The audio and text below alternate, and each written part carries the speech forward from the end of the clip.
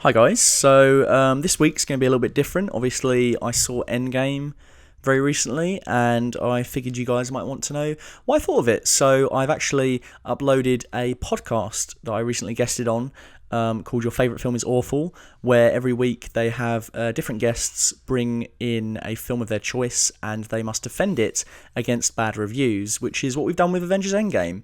I really enjoyed going on, and if you want to check out more of their work, there'll be links in the description below. But otherwise, yeah, sit back, enjoy, and find out whether I liked Endgame or not. The answer is a little complicated.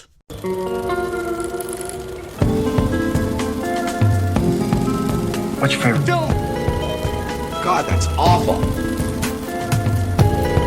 Favorite? Awful. Awful. Your favorite film is awful. Hello, and welcome to Your Favourite Film is Awful, the weekly podcast where we invite guests on to defend their favourite films against negative reviews. As always, I'm Luke, last remaining child of Thanos. Hey, you can laugh all you want, I am. So, who are you laughing anyway? Come on, who are you? Who am I? Yeah, who are you? Charlie? Why are you so scared, Charlie? I was really hoping you'd say Yeah, I am. What was that? Come out of nowhere. Did you hear that? It was strange. That was really weird. Then again, you came out of nowhere as well, so... That was weird. It's like a voice just come up. Charlie, how are you? I'm milk, mate. You're milk? Yeah, I'm milk today. What is milk? What is is that? milk? Yeah, how can you be milk? Are you Milk white and is strange tasting? Milk is, how to describe it, is everything great in the world. So if something is awesome, it's milk. Yeah. Since when? I have not heard You don't know this, this young urban slang. You haven't heard this before? It's the new thing on the YouTubes. Ah, okay, the YouTubes. Yeah. I don't often frequent the YouTubes, to be honest with you. Oh, don't you? Okay. No. You been up to much this week? Yeah, went to Endgame, mate. Endgame, of course. My that's 4 now a.m. out. showing, mate. 4 a.m., Yeah. yes. How did you get to work? Did you go to work? No, I took the day off work, holiday, right? Mm-hmm. But the problem was we see it at 4 a.m. and Okay. obviously there was a 12 o'clock showing. Yes. So the people at 12 o'clock were coming out of Endgame as Is it we like were going The in. Simpsons, where one of them comes out and just gives a massive spoiler away? Well, this is what we was worried about. So me and the squad, The squad. me and the guys, put on headphones. I mean, one of them bought, what was it, ear defences, I think. And we stealthed through, like Tormund in this episode of Game of Thrones this week. We stealthed through Yeah. the arena and we got to You the got to film and we didn't get film. it spoiled for us. Good, good. Yeah. Yeah. Did you enjoy it? Like out of 10? No, Well- out of 5? Wow. We might have to break that down because right now I have a guest with me. Brought a guest with me Okay. today, yeah. Who'd you bring this time?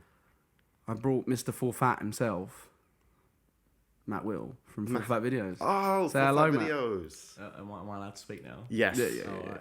Hello. Hello, Hi. how are you, How Matt? do you do? We're brilliant, mate. We're milk, Are as you like to say. I was really hoping you'd say you were magic. So Yeah. I could say I'm science. Oh, okay. Yeah. But That'd be really you funny. didn't do it this time. It would have been really Yeah, it funny. would've been really It would have funny. been really funny. Yeah. I would have laughed. I would have internally, laughed. in a Brentian fashion. Yeah, I'm having a terrible day actually. Oh, why? Well, I wanted to go to the gym before I came here, Mm. but the London Marathon's on and it's running right through the road I need to get to go to the gym. And I went to one of the ushers, if Yeah. you call them that. Is there any way I can get across? Like, is there a bridge either side? Like, I'm willing to walk for miles. And she just laughed at me. And then I realised how stupid it was that I even bothered to ask, because obviously there's no way I can get across that road. It's the marathon. Yeah, it's a marathon. Unless you join the marathon again. Exercise Well, that's stopped you what exercising. I applied in 2017 and got rejected. So Ooh. Really? I didn't know that. yeah, I I wanted didn't to know give that. it a go, but I didn't really have. You need kind of like a good reason, I think, or you tie yourself to a charity. I think that's the best way to, Yeah, that makes sense. Yeah. to do it. You can't be running for Full Fat Videos. No, I not can't be running charity, for my own dollar. And my own self-interest often outweighs the great good. hey. Reference. So I'm assuming that Charlie informed you what we do here as he brought you on? No, I've no idea what happens. Charlie. Just in case this is a They sequel. always lie. Yeah. I thought one of my best mates would pull through this week, but no, You lied again. He lied. It wasn't that you is- just didn't tell him anything. You were just like, hey, come on to my podcast, Yeah, please. No, everyone's wrong. Everyone's Me. wrong, Yeah, apart from you. yeah. For Charlie, I don't pull through. I don't pull out. It's true. He doesn't pull out. Well, I like it. Matt, for this episode, what is your favourite film? My favourite film is Avengers Endgame. Avengers Ooh, Endgame. coincidence. Yeah, it's my favourite film of all time. Oh, okay. Now that's come out, what, 3 days for us in present time? I don't believe in wasting time, so Fair once enough. I see it, I know. It's my favourite film ever. Favourite film ever? Yeah. Yeah. Followed closely by Mr. Megorium's Wonder Emporium. Brilliant film. Brilliant seen film. it? I have seen it, of course. I don't have. believe Classic. you. What do you not believe me? There's lying in your eyes. Because That's I just know my that if you had eyes. seen it, Yeah. you'd be gushing about it. It's been a while, in fact. Okay, well, seeing as the film did only come out 3 days for us in the present, listener, this is your one and only warning that there will be spoilers. So if you haven't seen it, then continue listening if you want to be spoiled, I guess. Like, I got nothing else I to guess add. so. Yeah. But who's not going to go see it in the first weekend, really? Yeah, I mean, it's almost made $1 billion, isn't it? Yeah, already? it's crazy. It's beat Justice guarantees. League already. It's got to be Avatar. It's got to be gotta. Avatar. Please. That's the goal. So, for those who are still listening, don't mind being spoiled and haven't seen Avengers Endgame, what is that film about? So basically, it's essentially Infinity War Part 2. Okay. And if you've seen Avengers Infinity War, I mean, I don't know what 3 people on the planet haven't seen Avengers Infinity War at this point, but basically that had to deal with Thanos, who's like this war criminal, warmonger. Not my favourite monger, of course, that would be Fish. But he takes the Infinity Stones, which are these like all-powerful gems, and when you put all 6 together and snap your fingers, if you so desire, you could wipe out 50% of the population, Okay. which he of course does. And the Avengers eat a lot of humble pie, particularly characters like Thor and Iron Man. So then we catch up with them pretty much not long after it's happened, like what, 3 weeks after? Yeah, I think it is now. After Infinity War, and we see them lick their wounds, and Tony Stark is in outer space, probably dying. Oh, God. With And the Nebula. movie's about how he comes back to Earth and survives that ordeal? Yeah, it's like the whole thing's a fever dream as he slowly loses consciousness. Ah, And he okay. imagines Taxi Driver style, the best option, and what would have happened.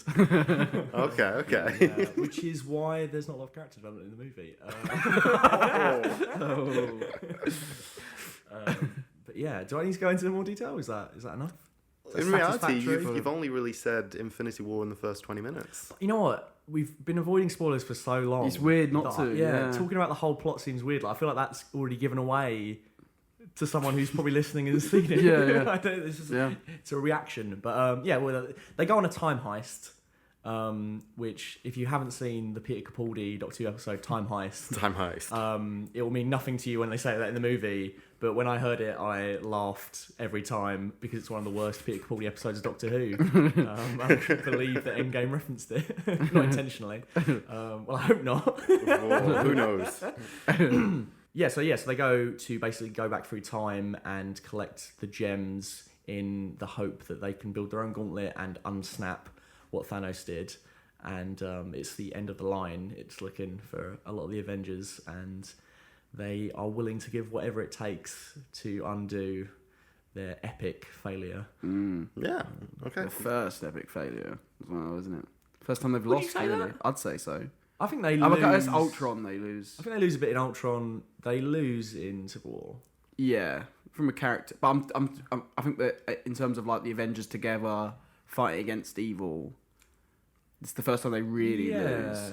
Although I'd Yeah. say in every Russo movie, even if it's a victory, it's a The bit characters. victory. Yeah, I agree. Yeah. Yeah, I agree. Like Cap gets his ass handed to him when he went a soldier. Yeah, he does. And then Iron Man For the gets greater his ass good of handed to Bucky, him. The greater good, yes. Yeah, exactly. Yeah. Yeah. Well, I'm terribly sorry to tell you that even after 3 days, Avengers Endgame is awful. It is. Yeah. No, it's not awful. No. I was just going along with what he said. Right, Your right. Honour. Use the mind gem, I He think. did mind trick me there. I did. Yeah, And even though I said that there'd be no more spoiler alerts, the first review I have here, which is 1 star by Will Rich 14, Spoiler alert, Ant-Man did not go up Thanos' butt. Thorough disappointment. There were a lot of fan theories for this film. Is that the whole story? Yep. Oh, it's very good then. That's right. Yeah, I was disappointed to see that Ant-Man did not go up Thanos' butt. Although I do think Ant-Man got a pretty sizable role in the movie. Oh, definitely, yeah. Paul Rudd was actually acting his socks off, I thought, in a few bits. No, he's really good. And it just goes to show that when he's not in those awful Ant-Man solo movies, Ant-Man's a fantastic character. And it felt really right to see him with the original six, I think. Yeah, yeah, really did. He was a lot of fun. His performance when he says that hope, when he basically talks about hope, but he doesn't say it, Yes, is so good. that is really nice. When he's like, "Oh, she come back and like she was gone." Yeah. The way he says like, he talks about her. Yeah, is like a great yeah. performance, and he's still kind of funny as well. He's really good at like balancing the two. But yeah, the whole arse cheek theory thing going up his arses. I thought about this a lot. I thought about this quite a lot. Oh, I of thought, course you did. knowing Thanos, right? He's a big guy, you know. I reckon he squats.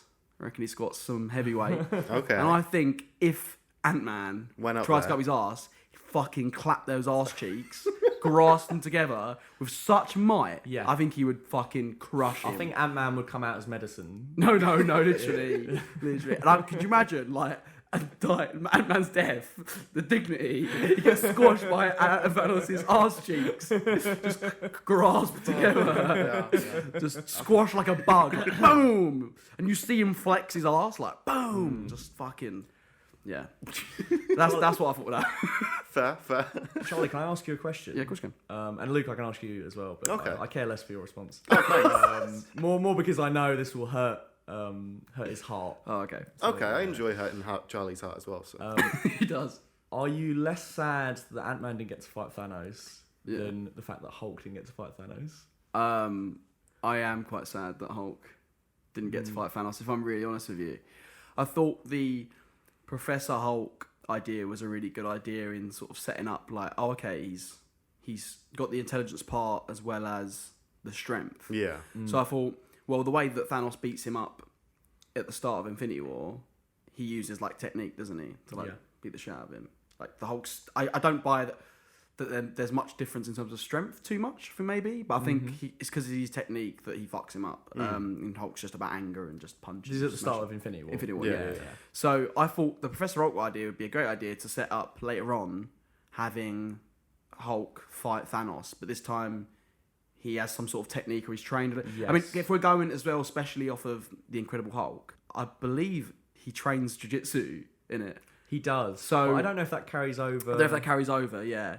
But the idea of that, having him Yeah. have that would have been cool to see them sort of fight. I don't think he should have beat Thanos though, still. No. But I think it would have been nice to have that rematch and have him do a bit better than he did the first time. Yeah. Yeah, definitely.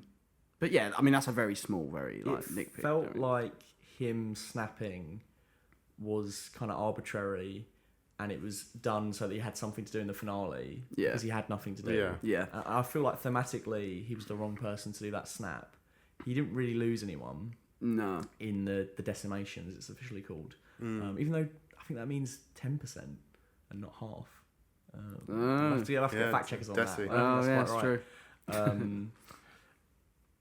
Yeah, so Hawkeye probably would have been the best character, I think, in that room to have done the first snap. Or Thor.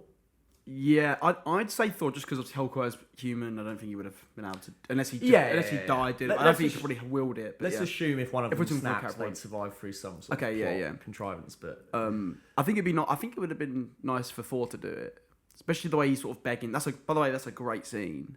it is. In the film Yeah. when Thor is like saying like, "Please, like, let me do something right." Yes, yeah. Because it's really good. It's really good for Thor because he's been through so much, especially in Infinity War, and just when you think he's going to save the day, his ego gets the best of him again, and he Yeah. doesn't kill him. He wants to show him, and then it's like, and then even that he does that. Oh, we already spoiled it anyway. But the opening of this film, he chops Thanos' head off without them actually finding out if there's any other way of them getting the stones back or whatever, interrogating him. He just fucking. His anger gets the best of him again. And I think people are a bit... I get the sense that they're kind of frustrated with him a bit, the rest of the team, that he Yes. does that. And I think he feels in this movie like he's like tormented by some of the choices that he's made in both these movies. Everything with Thor pre that 5 years later title card, I thought was expertly done. I The fact agree. that he didn't speak when they were all talking about the plan, and like, I think that's his first line, isn't it? When he catches the hammer and says, "I like this one." I don't think he speaks up until that point in the movie. Yeah, no, he doesn't. Yeah, he doesn't. It's like he's just biding his time, waiting for them to come up with something, up with an excuse for him to, to chop go their head back. off. Yeah. And obviously when he chops his head off, that's awesome. And the way the music swells as it goes out of focus as he walks out of the... Oh, it's incredible. farm. Well, I thought we was gonna get some Game of Thrones shit going on, like with this episode, with this kind of like with people. You thought Thor was going to fuck his sister? I did. Because I'm I mean, she's dead now as Hella. well, so it'd be necrophilia. hella crazy, wouldn't it? Hella crazy. But yeah, I think we should unpack Thor as we go along as well. Yes. Let's hear some of these more reviews. Come on. Really quickly though, touching back on Professor Hulk, I agree because when Professor Hulk is introduced, they talk about how it's the brain and the brawn combined. Yeah. But he is just brain for the majority of it. He only really uses brawn at Yeah. the end when he's holding up part of the Avengers building. Yeah. I kind of wanted to see him get pissed. Yeah. I want to see Banner angry, because that's what we kind of get him from No, Professor yeah, Hulk. and I really thought they were going to do it after Widow dies and he throws the chair. I Yes. thought that was the perfect moment Yeah. for them to be like, Yeah, "Oh, yeah. now he's fucking angry. He's But- going to go at him." But But no. nah, it was Yeah. she's gone. Okay, move on. I Yeah. think throwing a chair maybe, but throwing a bench, it's different rules. Oh, sorry, it was a bench. Wasn't it? bench, Yeah, it was a yeah. bench. Yeah, That- it's slightly that- heavy. Yeah. And we never see the bench lands. That's now in space. That's true. No. Don't know where it is. Damon Lindelof had a theory that when Cap goes back at the end, that he actually caught the bench as well. That's brilliant. He doesn't want to see property damage occur. Yeah. That's what he sat on. He caught it, took it to the lake, sat down. Yeah, exactly. Perfect. Like, just because he's old doesn't mean he's weak. Oh, Cap's never. Mate, caps. Exactly. Okay, next review. We have Almond White. Adults no longer outgrow comic books. Hollywood prefers that they hang on to the adolescent illusion of carefree escapist pleasure by pretending that the form's juvenile cynicism is a sign of sophistication, replacing the traditional sources of imaginative thinking. The cultural monopoly represented by the Marvel Cinematic Universe in its latest release, Avengers Endgame, depends on geeked-up viewers telling themselves that they are having a major cultural experience. I did have a major cultural experience during this movie. I completely agree. And I did tell myself that a few times. What's their point? Yeah. It's a very cynical way to start off your review. I feel like it's more of a criticism of the shared fans. universe model and the fan base than it is the movie. And I feel like we can't sometimes separate the two in these kinds of reviews. And I just, it's so cynical. It's so cynical. Like, you can enjoy something that's a little bit escapist and wants to make you have a fun time, wants to make you cheer, wants to make you laugh. There's nothing wrong with that. And It's just someone being annoyed that people are happy, essentially. Like, Yeah, people are having how a good dare time. you be happy, How dare Charlie? you have a good time, have a cultural these movies, they wouldn't be where they was today if they weren't good. Now, don't get me wrong. There's been some slides along the way where there haven't been good ones, but they wouldn't be. People, the audience are not idiots. so glad you said that. Like, the audience are not idiots. Like, people know, they know when something's good, and when something's good, it usually like, for example, right, the Justice League has just found out that Endgame has already made more money than Justice League did in its entire cinema run, right? Now, Justice League has Batman and Superman, who are arguably, well, they're way bigger than anyone in Infinity War in terms of the size of the characters, and everyone knows Batman and Superman. You come out the womb knowing Batman and Superman. That movie should be the biggest movie in terms of if you're talking about superheroes, right? But it's not good. No. Avengers is, and people have been committed to how good these movies are, and people just won't stand for it. It's just not good. That's why it stayed relevant, and it is a big cultural thing. Yeah, like saying it's a cultural monopoly sort of implies that because it's popular, it's bad Yeah. or that it's stupid or that the audience watching it are stupid. Yeah. It's always really elitist for me, and I don't have time for it when I'm reading reviews. No. Because the audience are smart, and as you just said, they won't put up with bullshit. No. They won't keep going back to movies or franchises that treat them unfairly or that give them bad storytelling, and you can see that through the DCEU. Justice League was like their worst performing movie. It's because we knew we were going to get a terrible sequel to Batman vs Superman, which was awful. And that's why they had diminishing returns. You get something like Aquaman or Shazam, which is a lot of fun, and Wonder Woman was good as well. Yeah. And they clearly performed far better. And the proof's in the pudding with the MCU. That's why it's about to hit $1 billion, and it's just come out because they keep putting time and effort and care into making these movies the best they can be. I mean, they don't always hit the mark, but you can tell that they want to try, and I think that's where the difference comes from. And that's why, I don't like those kind of cynical takes. It just bothers me because, this is what we're trying to do with this podcast as well. It's like, we will do a film like Memento or The Fountain, and then we'll do a movie about Infinity War and Endgame. Like, this, for me, if you're a fan of cinema, you're a fan of all the best stuff that cinema can provide you. You know what I mean? I don't understand why it's like you can't like this stuff, but you can like this stuff that's like, so like it's all part of cinema. It's because and it's popular. So Yeah. if this reviewer is in a room with people and he wants to impress them all, he can't say, "Have you seen Avengers Endgame?" because they'll all say they've seen it and they will have an opinion on it. Whereas if he tells them his favourite film is A Buddha Souffle, 9 out of 10 they won't have seen it. Yeah. So then I've you go, never even heard of it. well. Yeah, it's getting that sort of moral high ground, trying to sound like an intellectual. Like. Equally, those films are still awesome and they have their own place. Exactly. But to imply that one's better than the other because more people have seen it is just It's ridiculous. asinine. It's ridiculous. Yeah.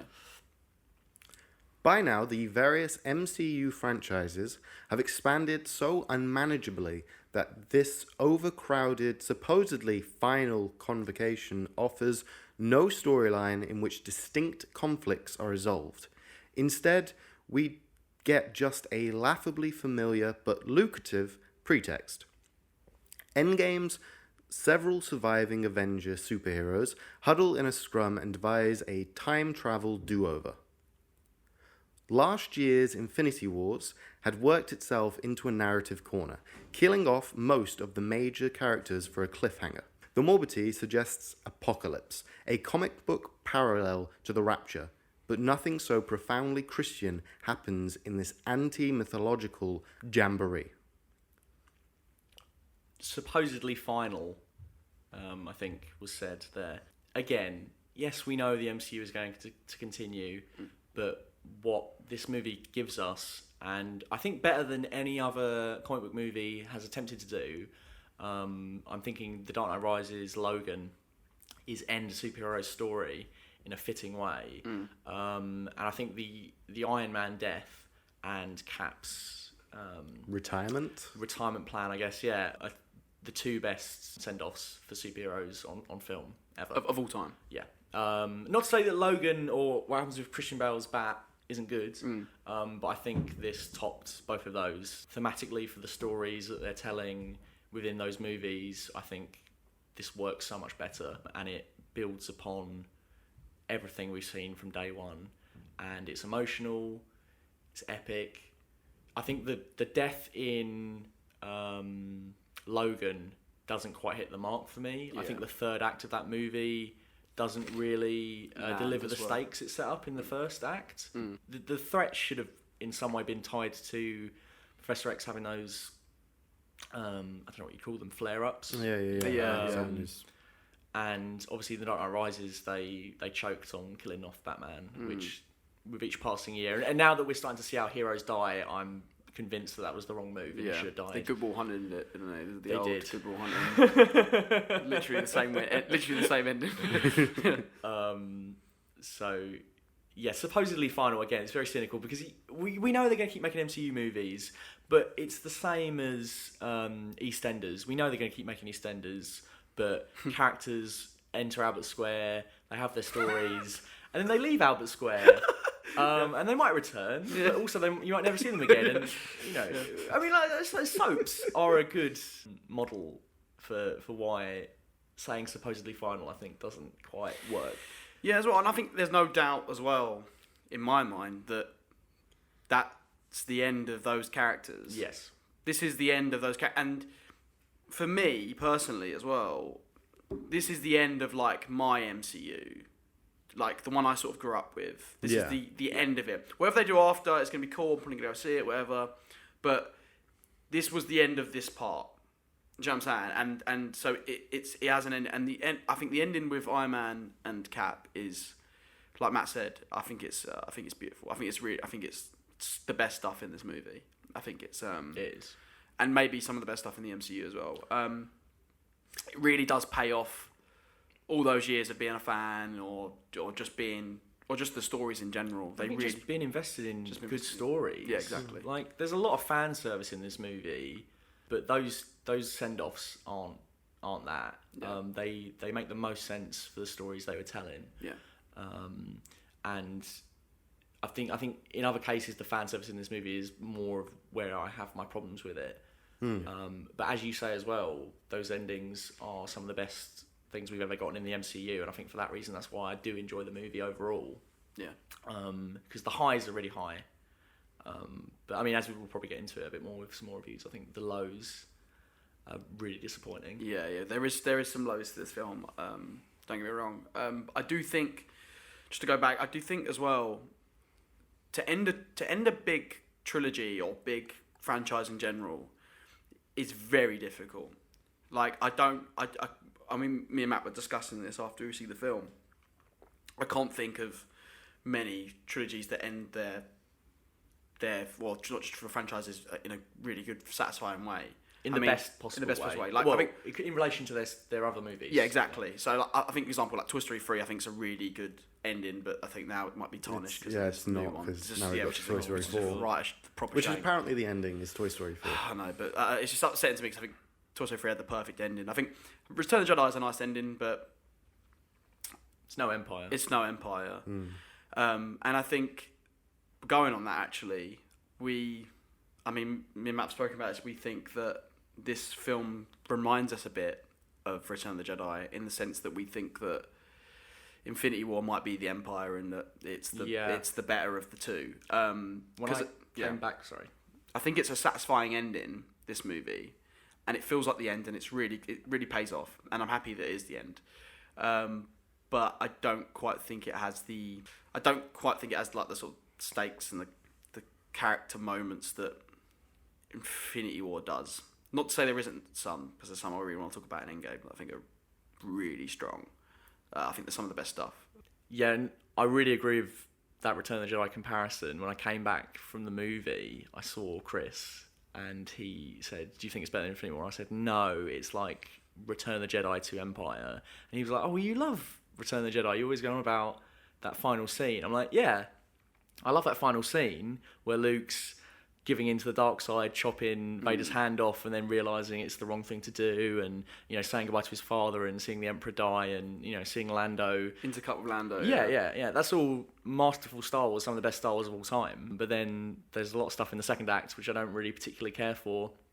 And in the same way with this one, the ending is some of the best MCU we've ever gotten, and I will still be thinking about it and probably talking to you about it in a year's time. But I don't care for the time heist. I think that's a bit sloppy. It could have been done better. I don't like that they draw attention to the fact there's 3 stones in New York at one time. It's an odd decision. I would have preferred if they'd have all gone to each location together.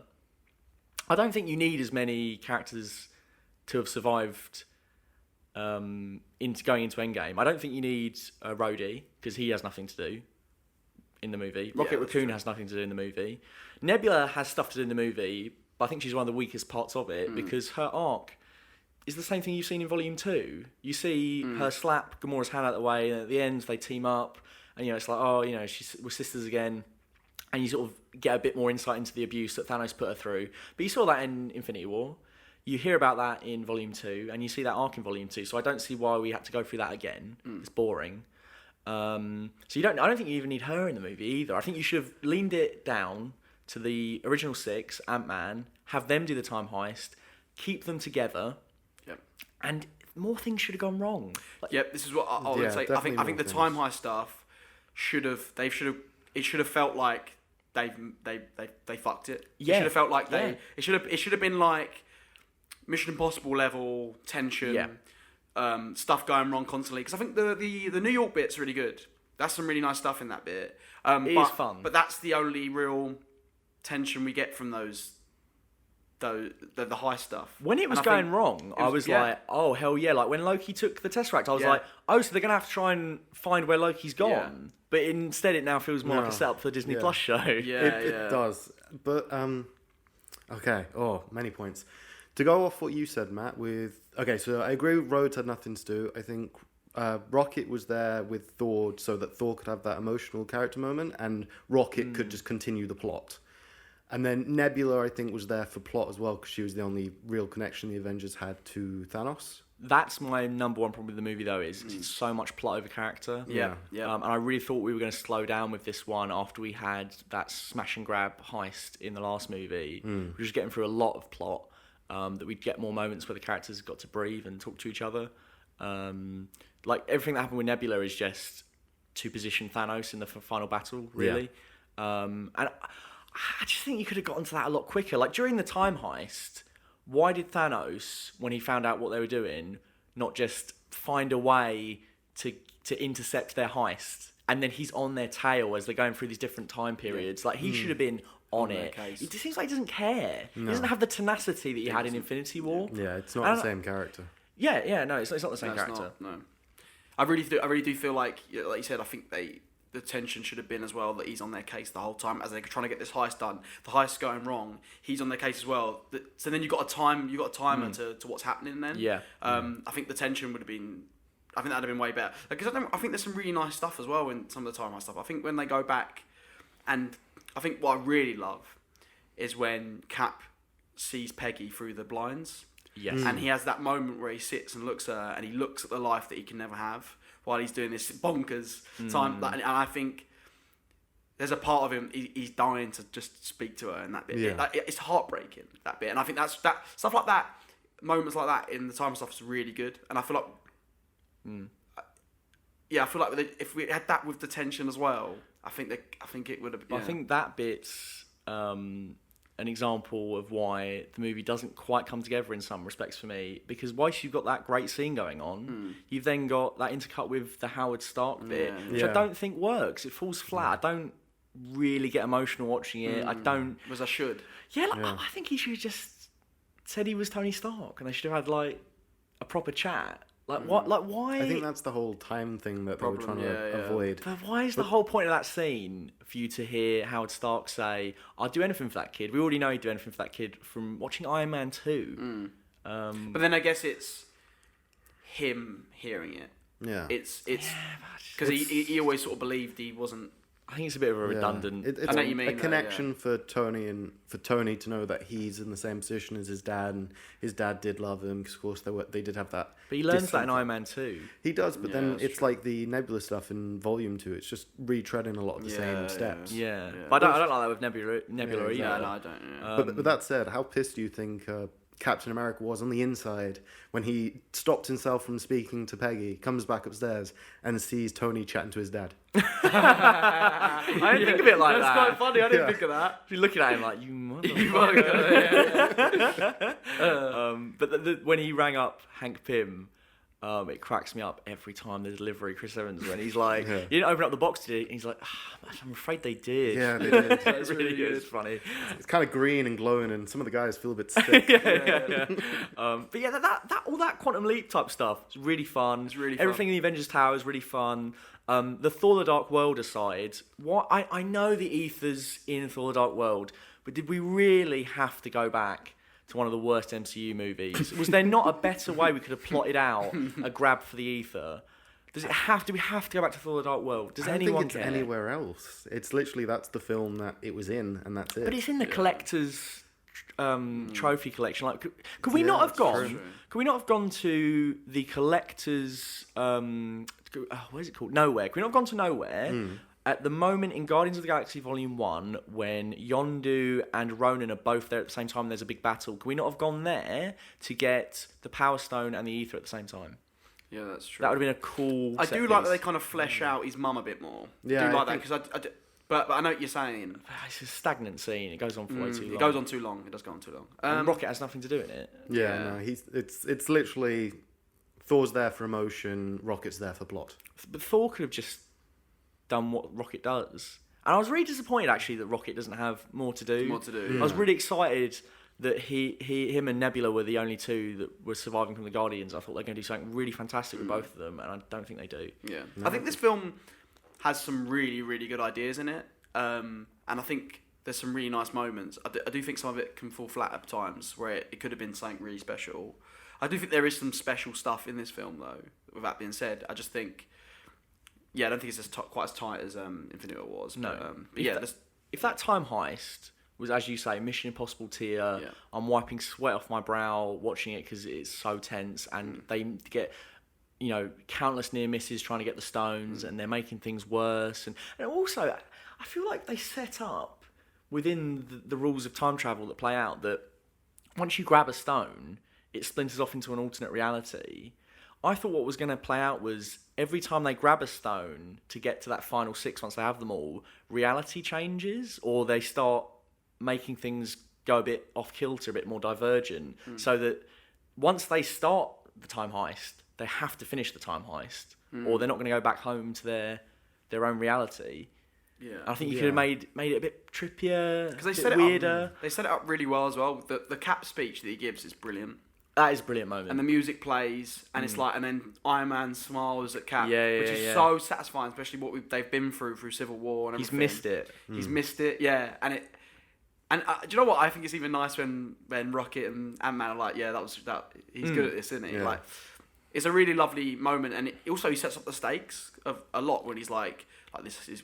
There's no way, like, whatever it takes, like, this has got to work. But then it And then doesn't go that harsh. Yeah. Like, No, why yeah. did they not collect a few of them, regroup or something? They come back to the present time, and it's not quite the present they came back to. Maybe the daughters disappeared. Yeah. Because the timelines have changed, like butterfly effect style, and they're like, oh, we've got to get the remaining 3, otherwise when we come back, we're not going to be at our original timeline. that's cool. I mean, the rules of of time travel were confusing in the movie. I tell you what though was good, the Widow and Hawkeye bit when they get the Soul Stone. That think was- that's really that was good. And when he comes back and he drops to his knees, and I love that he doesn't say, No. "Oh, she's died." They Yeah. all know. Like, where's Natasha? That's it. On a And they're all- rewatch, that gets better as well, because when they first go into the portal, she says back in a minute, and she smiles at Steve. Yeah, she smiles, and that crushed me when I watched it. Yeah. Yeah, Yeah, I watched yeah, it, yeah. I was like, "Oh no, that's horrible." But yeah, also that bit when they're fighting to try sort of kill themselves. Yeah. I guess, Yes, is really good. Like, It 'cause is good. I genuinely don't know which one it would be. I'm like, it could be either of them. Yeah. And I think that's what's really good about that bit. And then I could also believe that none of them did it. Like, I was just like, what's going to happen? And I Yeah. think it was a satisfying end. And I really like the idea that Widow does die on an alien planet. I think That is cool. The only thing with the Vormir deaths, both in this movie and with Gamora in the last one, is because it's like a magical death, and it's with a clause behind it. I don't quite believe during that moment that those characters are dead. It took, and I think the movie knows this, because the subsequent scene is all the characters going, by the way, we can't undo this. There's no way we can undo 'cause this. Thor's like, "Come on, we need to get the stones back and then we can get her back." And Yeah, they're like, yeah, yeah. no, there's no way. Like, No, it's the writers saying to us, no, Yeah, she's dead. but if you need to sell me on the fact that a character's dead in the next scene, then I don't know if the magical death kind of works. Like, Yeah. watching a character get gutted with a sword, or watching them get shot, or or watching them just bleed out like how Tony did, instantly, oh, they're dead. Yeah. Whereas I feel like with the Vormir deaths, both times I was watching the rest of Infinity War and the rest of Endgame going, oh, is Gamora really dead? I don't know. Is Black Widow coming back? I don't know. And it kind of takes the wind out of those moments a little bit until the credits roll, and I'm like, oh, Yeah, Yeah, Black Widow's really dead. Yeah, no, that was a moment we had where it was like, fuck, Black Widow's dead. Yeah, because that's it. Even in this one, because Captain America then goes back and like put the stone back where it came from. Like, he could have gone there and gone, "Here's the Soul Stone for Natasha." Oh, And you then, think? Like, as in that could have been a thing that happened. Of course, I don't think it's going to. I don't think, but we as viewers could have like put that in our brain that, like, what's to say it's a soul for the stone, a stone for a soul. Like, what? There's no. I think it's knowledge weird. of the Oh, I reverse. see what you're saying. Yeah. I think it's weird that the Red Skull exists in the MCU still, and we've got a movie where the original 6 have got to go to these planets, and you don't have Cap going there. Yeah. Oh yeah, he replaces the stone, but No, but the weirdest part is he does go there. We just don't Yeah. see it. Yeah. Because he's got to It's give the a Soul soul Stone stone. back. yeah. Cap and Widow could have done the exact same scene as well. Yeah, they probably could have actually. Yeah. But I also, I don't know if you'd have. I don't know if I'd have. Yes, I don't you know. think it would have, because Cap would have been like, nobody dies, we'll find another way. Whilst Hawkeye and Widow were both like, okay, yeah, this is the only way. no, I think Time to Cap. I commit think suicide. Cap would. No, but not even offer that. himself I up. don't think we would have believed that Cap would have died that and not be part of the third act where he actually does fight, like where the real stakes matter in terms Yeah. of like Thanos. Jumps out because like imagine him dying and then we have the end battle stuff that happens without Cap. Oh no, I'm saying Widow still dies. It plays out the exact same way. It's No, just but that's what I'm saying. you I'm swap saying out like, Hawkeye. us as an audience, I don't think I'd buy that he would die in that moment. I'm Yeah. like, oh, it's Widow. Like, whereas it- in that, when in what happens, it's like, oh, I could believe that Hawkeye That's a or good Widow point. died. That is Yeah. a good point. You couldn't watch that scene and go, oh, maybe Cap dies, he won't be later, but you can't. But you can watch Hawkeye and Widow Yeah, battle that for suicide is a very good point. without them thinking either one of them is going to survive. Yeah. And when they both go, hey, maybe they both die and nobody gets the stone. I think as well that just says to me that I really would have liked to have seen all 6 of them going planet by planet to get these stones. And I think as well, this is the last time we're going to get to see the 6 together. I wanted more of them together chatting, yeah, I do agree with that. bantering, like, you know, being in tricky situations. Splitting them apart seems like a missed opportunity. Yeah, I agree with that. Yeah. Yeah. Okay. You mentioned Star Wars earlier, which is interesting because it's actually in the next paragraph. Infinity Wars triggered Fork's tragic fascination.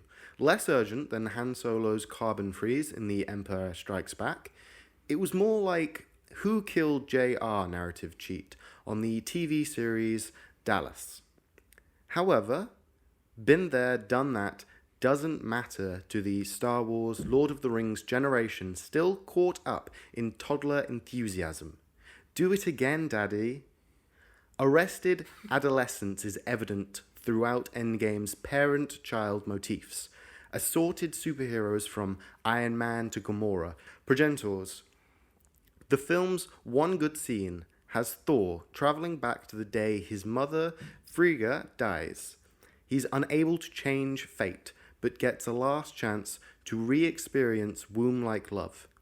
It rips off Spielberg's AI, and Marvel fans probably won't recognize that it also rips off Thornton Wilder's Our Town. That's part of the MCU cultural cheat. Spielberg's and Wilder's larger issues are eclipsed by Frigga's flattery. Everyone fails at who they're supposed to be. The measure of a hero is how they succeed at being who they are. She rings the millennial psychobabble bell. Fans are permitted to go forward and pre-order their Toy Story 4 tickets with no other sense of responsibility. Wow, that was a lot to unpack. You just kept going there. Yeah. I had a few thoughts as you were reading it that I think have probably left my brain. But yeah, I mean, he said it's for kids at one point, right? Yeah, obviously it's for kids. I don't feel like we need to get away from that. That's absolutely fine. But it can also be for adults as well. And I think that stories for everyone are really important and they can be really powerful. And just because something is for a family audience or it could be viewed by anyone doesn't mean that it can't have adult themes or that it can't have something to say. And Daddy, do it again. Daddy Russo's, please keep doing it again. Yes. What are you going on about? Keep doing it. Don't stop. Don't stop. Which is funny because this reviewer also actually has some mummy issues. The only good scene. Are you kidding me? You kidding me? It's full of great scenes. Yeah. That scene, I do like that he talks to his mum. And I think she gives a really stellar performance. The third Russo in my heart, Rene Russo. But it's not the best scene in the movie. No. That's hyperbole. Also, it's not even the best, like, I feel like, emotional scene. Like, in terms of two character interaction. I think there's some really nice stuff in this film with Pepper and Tony. Yeah. For example, the scene where he discovers time travel for the first time. The way she speaks to him, like, she knows this is bigger than anything before, and they have this lovely conversation that feels like the end of days, doesn't it? It's kind of like, really like that she pushes him to carry out the mission. Yep. Rather than being like, oh, we know we've got life here. Blah, Yeah, blah, blah. exactly. I like that I it's like him that. that's actually She anti knows. it. Yeah. And I like that he got his happy ending in the interim, and he wants to hold on to it. And he's actually been quite selfish because he's the only one that can really get them out of it and sort out the time travel and give them a mission in the first place. And I like that she says you won't be able to rest. Yeah. And the way it then comes back around later on when she says you can rest now as he fades out. Yeah, that's perfection. So good. I think also the dialogue I think is really well done. I love how he asks her about what she's reading and then cuts her up and talks about, like, it's the most Iron Man thing. So good. There's so much character in that bit of dialogue. It's geniusly written, that bit. I really think that scene's really well done. Of, like, you see the clocks turning in his head. Yeah. The subtext to the dialogue in it. I think that scene's really. It's one of my favourite scenes. I think you were just in the 6 to 900 range. Yeah, it's really good. Everything with his kid as well. It's really good. well done. Really well He done. feels like he slipped into that father role so well. Yeah. And I totally buy that after all those years of fighting, this is like his perfect ending. Yeah, definitely. Yeah, definitely. Infantilization is the MCU game plan. A serious publication is obligated to point out similarity to the free college, no student loans, socialized medicine, political promises that stroke immaturity. Also note how Endgame secularizes religious allegories. The end times premise is hollow, just an excuse for the usual sci-fi CGI destruction. Even Thor's junked up Norse myth and Black Panther's purely cosmetic Afrocentricity join the trend of ignoring spiritual faith and trivializing national heritage. That end of days comment, I do kind of agree with in some respects, because it didn't feel like we got enough time with the world and also just with the universe. Like, Captain Marvel keeps being like, oh, this is happening on all these other planets.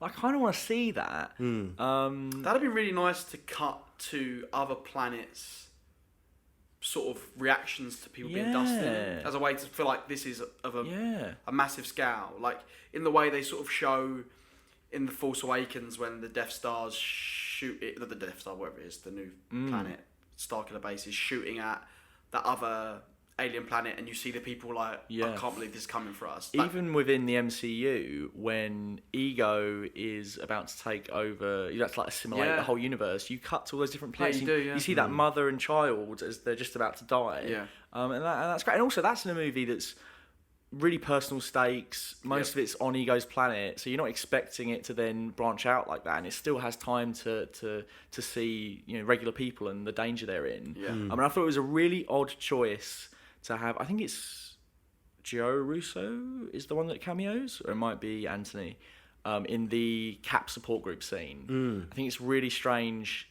when there's so little voice from the people in the MCU, the regular people, to then have it come through the director. Yeah.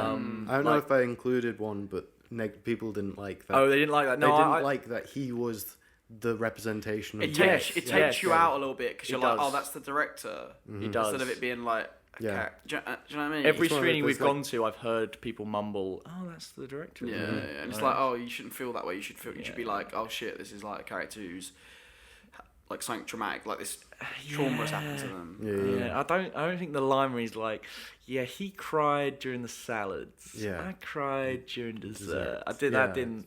It felt a bit cheesy. It's a bit Yeah. comedic, a little bit. I don't know. I just Yeah, don't like- think it's something someone would say. Like that support group scene. Again, in a 3-hour movie, I feel like we skip over some bits which really could have breathed. Like I could have done with a few more different stories. I could have done with Cap offering a bit more advice. Do you know what I mean? And through those people in that support group, we could have learnt a bit more about the texture of the world now that the snaps happened. Like when he says, like, "Oh, we missed the Mets" and that kind of stuff, and when we see the aerial shots, you see all the cars piled up.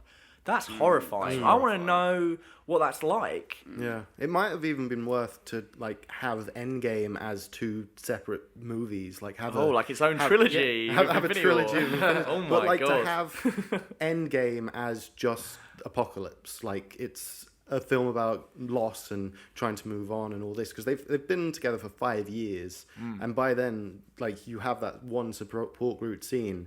But that's going everywhere, every planet, every group of people that we've ever interacted with, somebody of them have died. And we could have had a very, like, sweet and methodic, a really emotional movie. Yeah. And then you could have finished it off with the Thanos bit where they go up and find him and then, like, they realize that there's no way forward. And When then they- have, like, the end credit scene be Paul Rudd come back. And then go, there's another way we can fix it in the last film. When they re-snappeninged and the characters came back, we could have seen how people like the Russo cameo grieving man felt when he sees all of his friends and family come back. Like, we don't see any of the regular Yeah. people deal with the miracle that is the second snap. Yeah, nobody really. The only real reactions we get is Peter and Tony, isn't it? Yeah, Like, exactly. that's- And why, when they do the second snap, do you see Laura Barton's phone I don't buzz? know why this happened. Because it confirms that it works. Yeah. Yeah, You yeah. should have seen it and then Yeah. you attacked. And Yeah. then later on when it come down. Yeah. It's the same problem I have in Rogue One when they say they're not going to help the team, and then the Rebel Alliance just like, we need to go help them, and then you get shown them gearing up and flying over to Scarif. Yeah. And then when the moment comes where they really need the backup comes, but it takes all the wind out of that moment because you knew they were coming. It should have been up in the air. Attack of the Clones does it better than this movie. And I mean, it really does, because even though that's a terrible movie, Yoda says in the Senate to Mace Windu, "I'll go to Kamino and see what these clones are about." Then you don't hear from him again. Mace Windu goes, saves Obi-Wan, Padme and Anakin in the arena with his Jedi, and then they get cut down, cornered, and you think it's the end for them. At that point in the movie, we've got no confirmation that Yoda went to Kamino and got the clones. Yeah. So when the clones come in, It's a great moment. it is a surprise and it is a good moment, but you don't get that in Endgame because you know that the snap worked, so you're just waiting for them to come back. So yeah, so in That short, being said, I did forget when on the first Yeah, viewing, but- and it wasn't. Don't get me wrong, it is a great moment, but yeah, it would. I feel like it's a little nitpick, but yeah, I think it would have been better if we just didn't see the call, because then it would have been even more. Well, it's not even the level. cool, because Paul Rudd goes to the window and sees the bird singing, and he's the one who goes, "Oh, I think it's worked." Yeah, but I think that's fine. I think that's Yeah, fine. 'cause that's more ambiguous Yeah, to that's me. more ambiguous. Yeah, I could deal with that. Is his it wife ambiguous? ringing him up. Yeah, It's just- that one's it's- more like a yeah, this yeah. is Black and white, definite. Yeah, it's black and white. Yeah. Yeah. Okay. It's more symbolic of seeing the birds Yeah, and being like, oh, maybe it The worked. sun's out. Yeah. Sun's out, guns out. Endgame's 3-hour length suggests profundity, but each bout of knuckle busting between the specifically gifted vigilantes and the demonic Thanos either panders or, at best, is merely redundant. Repetition now replaces depth for the franchise binge-watching club. There is no character development outside the mature cast of actors in Halloween costumes, though their overly familiar faces cry out for the new digital de-aging process. The parade of cameos alludes to earlier MCU appearances and is far from satisfying. When not punching the clock, the actors seem to be stuck in shtick. Puppyish Paul Rudd's Ant-Man and Chris Evans' Captain America indulging in the sexual objectification, that's America's ass, that #MeToo Captain Marvel won't tolerate. The directors, Anthony and Joe Russo, do routine CGI action, but they don't know how to supply meaning to any of the goings-on. And that's the major difference between MCU and DC Comics universe, which... Oh, he's been revealed. He's been revealed. The twist. twist. The twist. There's an agenda. He's the Sith There's an Lord in agenda. the Senate. Oh, okay, I see. Oh, I see what's going on now. The DCEU it went down in flames. It didn't even go down. It went down in flames. All right. I can't believe there's still people on the character internet. development. I can't believe there's still people on the internet that are trying to peddle this. Yeah, no, like, no, I'm sorry. The DCEU sucked. We tried several times. tried. It didn't work out. Yeah, The MCU is here to stay. That's embarrassing. Also, I want to unpack that he said there's no character development in this movie. That's crazy. Yeah, that is crazy. That's actually crazy. Tony's arc throughout the movie of wanting to hold on selfishly to what he's found, realizing, as Pepper points out to him, that he can never rest, and then having that glimmer of obsession again, which he had in the first Iron Man when he says, "I know in my heart that it's right, that it's the next mission. There's nothing else." To have him to say that in that movie, and then for us to see him drop it all for the wife and kids and the white picket fence is awesome. It's brilliant. Because he knows in his heart that he has to go back and fight, and he would never be able to rest. Yeah. Um, And that great moment when Doctor Strange puts his finger up. And Yeah. He knows as well Yeah. what he's got to do. Yeah, He knows. Yeah. And it's And seeing Cap smile and say his life is beautiful. Are you kidding me? No character development. It's like he spent all that time trying to move on. And I like that Tony Stark was the one to show to him that, no, you know what, you've fought enough. Yeah. You've done enough. Yeah. You don't always have to keep moving. Why don't you just stop? He deserved And- it more than yeah, anyone. no, he deserved deserved the it. happy ending. He deserved Because it. he's been living in hell for half of his life so far. Like Yeah. he come back. Imagine like being put in a time forward where your whole life that you had before has happened, and you're Yeah. now like I saw this interesting video essay actually that Yeah. sort of spoke about some of the finer details of Captain America's arc. It was 2 parts actually. oh really sounds good. Breathtaking from start to finish. The guy's voice is a bit annoying though. Oh, Sounds right, like a bit of a cunt. Brilliant. But yeah, shamelessly, I'd like to point out that I did get his death or no, his end Yeah. almost To the T. Yeah. with time stone empowered specificity. But the reason for that though is like we said, is because it makes sense for the character. It does. It had to happen because it's like that's the most fitting ending you could possibly have, and it's so fitting that Iron Man dies, sacrifice himself. It makes more sense than Cap doing it because we know Cap would do it. Yeah. We So know it's not Tony always wanted to go home. Yeah. So it makes the most sense for him. The hardest thing for a character to have to face is what should happen. Yeah. And the hardest thing for Tony to face is for him to accept that he's not going to get to grow up with his daughter and have the happy ending he wanted. Yeah. And I think the hardest thing for Cap to accept is that he's allowed to rest. And that he And how can better have to a life. do it? And how better to do it than to have Iron Man call back to his first film and say, "I am Iron Man." Are you so kidding good. me? That was very good brilliant. That was brilliant. Like it's fan servicey, but it's also like it's so fitting. Do you know what I'm saying? It's like it is.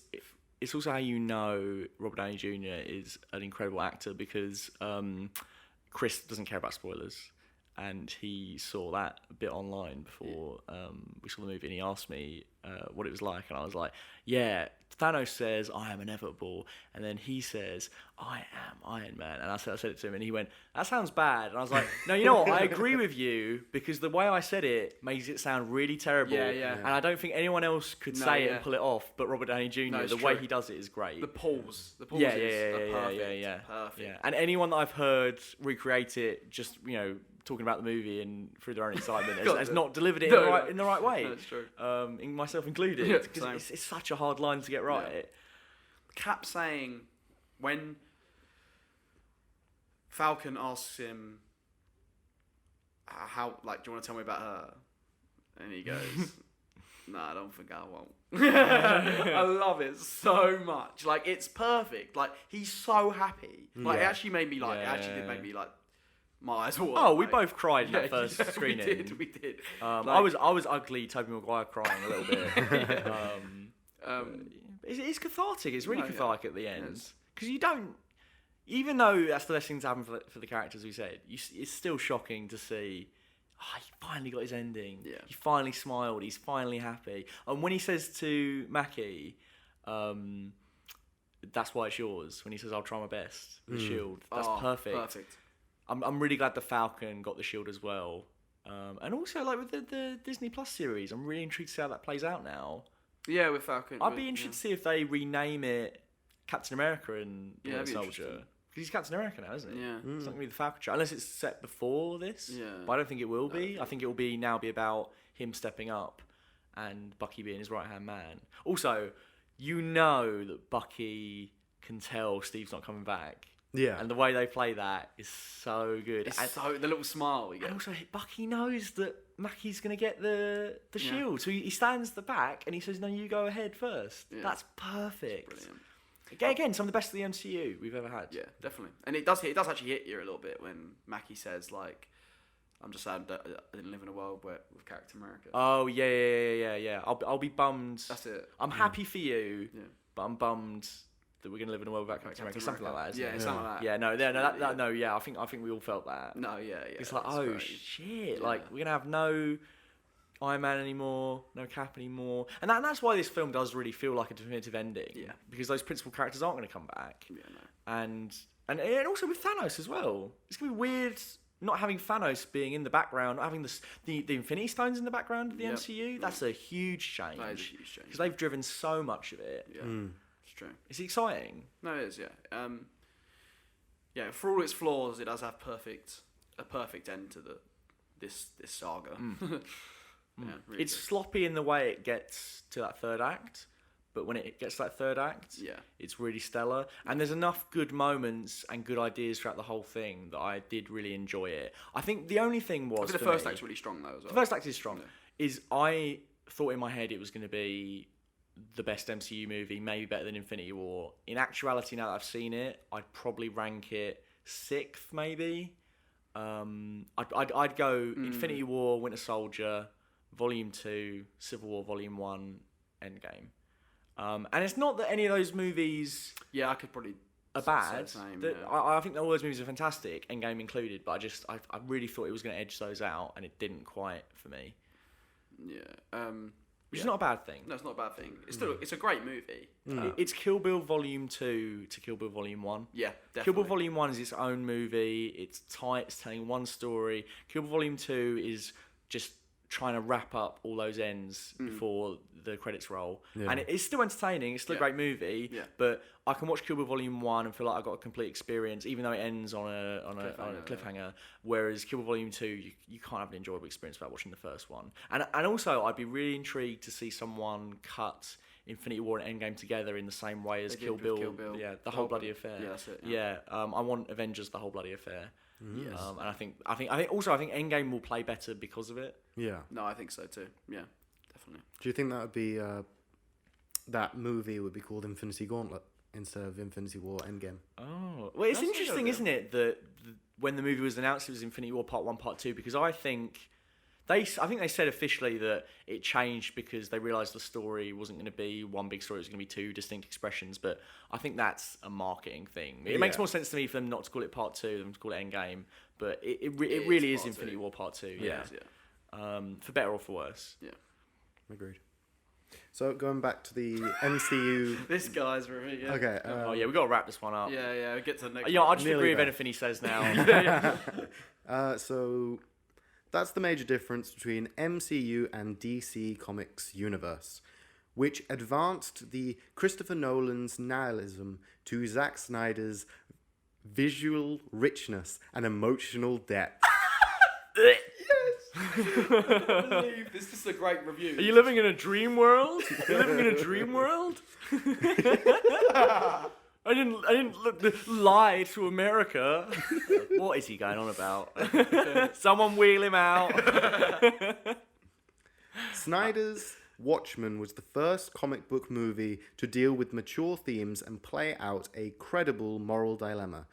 Going deeper with Man of Steel and Batman v Superman, Dawn Are of you Justice. kidding me? How dare they You know compare Watchmen and that to fucking Man of Steel? This almond white guy, or gal or whoever, is an interesting character. Yeah. And I agree with some of what they've said. Yeah, definitely. But I still think they should go fuck themselves because With the telling agenda someone to go come. fuck themselves is funny.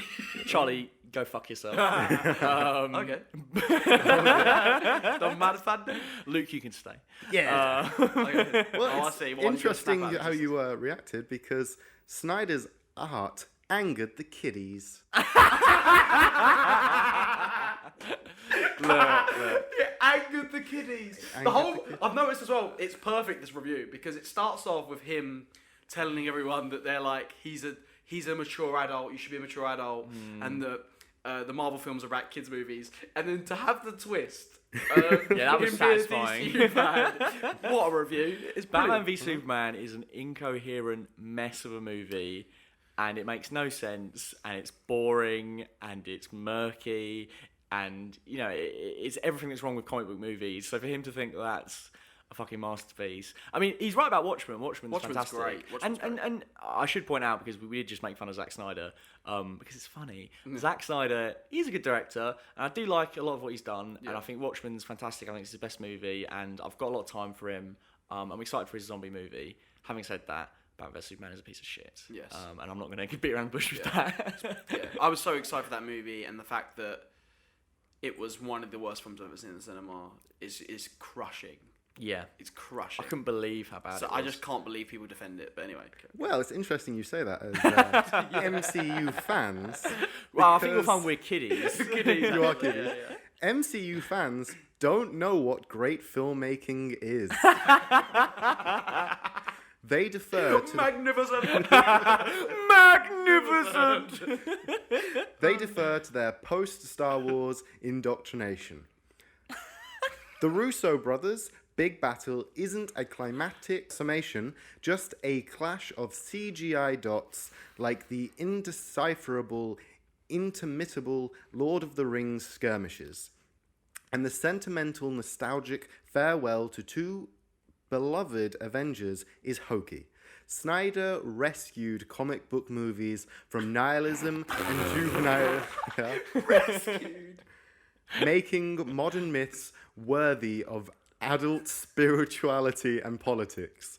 Avengers Endgame takes place in a violent kindergarten. Can we please make this review stop? Is that the end? That's the end. That's the Oh last my sentence. god! I feel like he swallowed all of Grammarly. It's the whole thing's an advert for Grammarly. It really he is. swapped out so many words for big words. Oh my god! To make him sound smart. Oh my god! Oh god. I don't know. Wait, That was actually a magnificent review. The fact It that we got was. the twist It of was him magnificent. being the The agenda. I, The I- DC I fan. don't understand how you could think that the MCU's like just for kiddies in comparison to the DCEU. Like they're all for kids in some form. Yeah.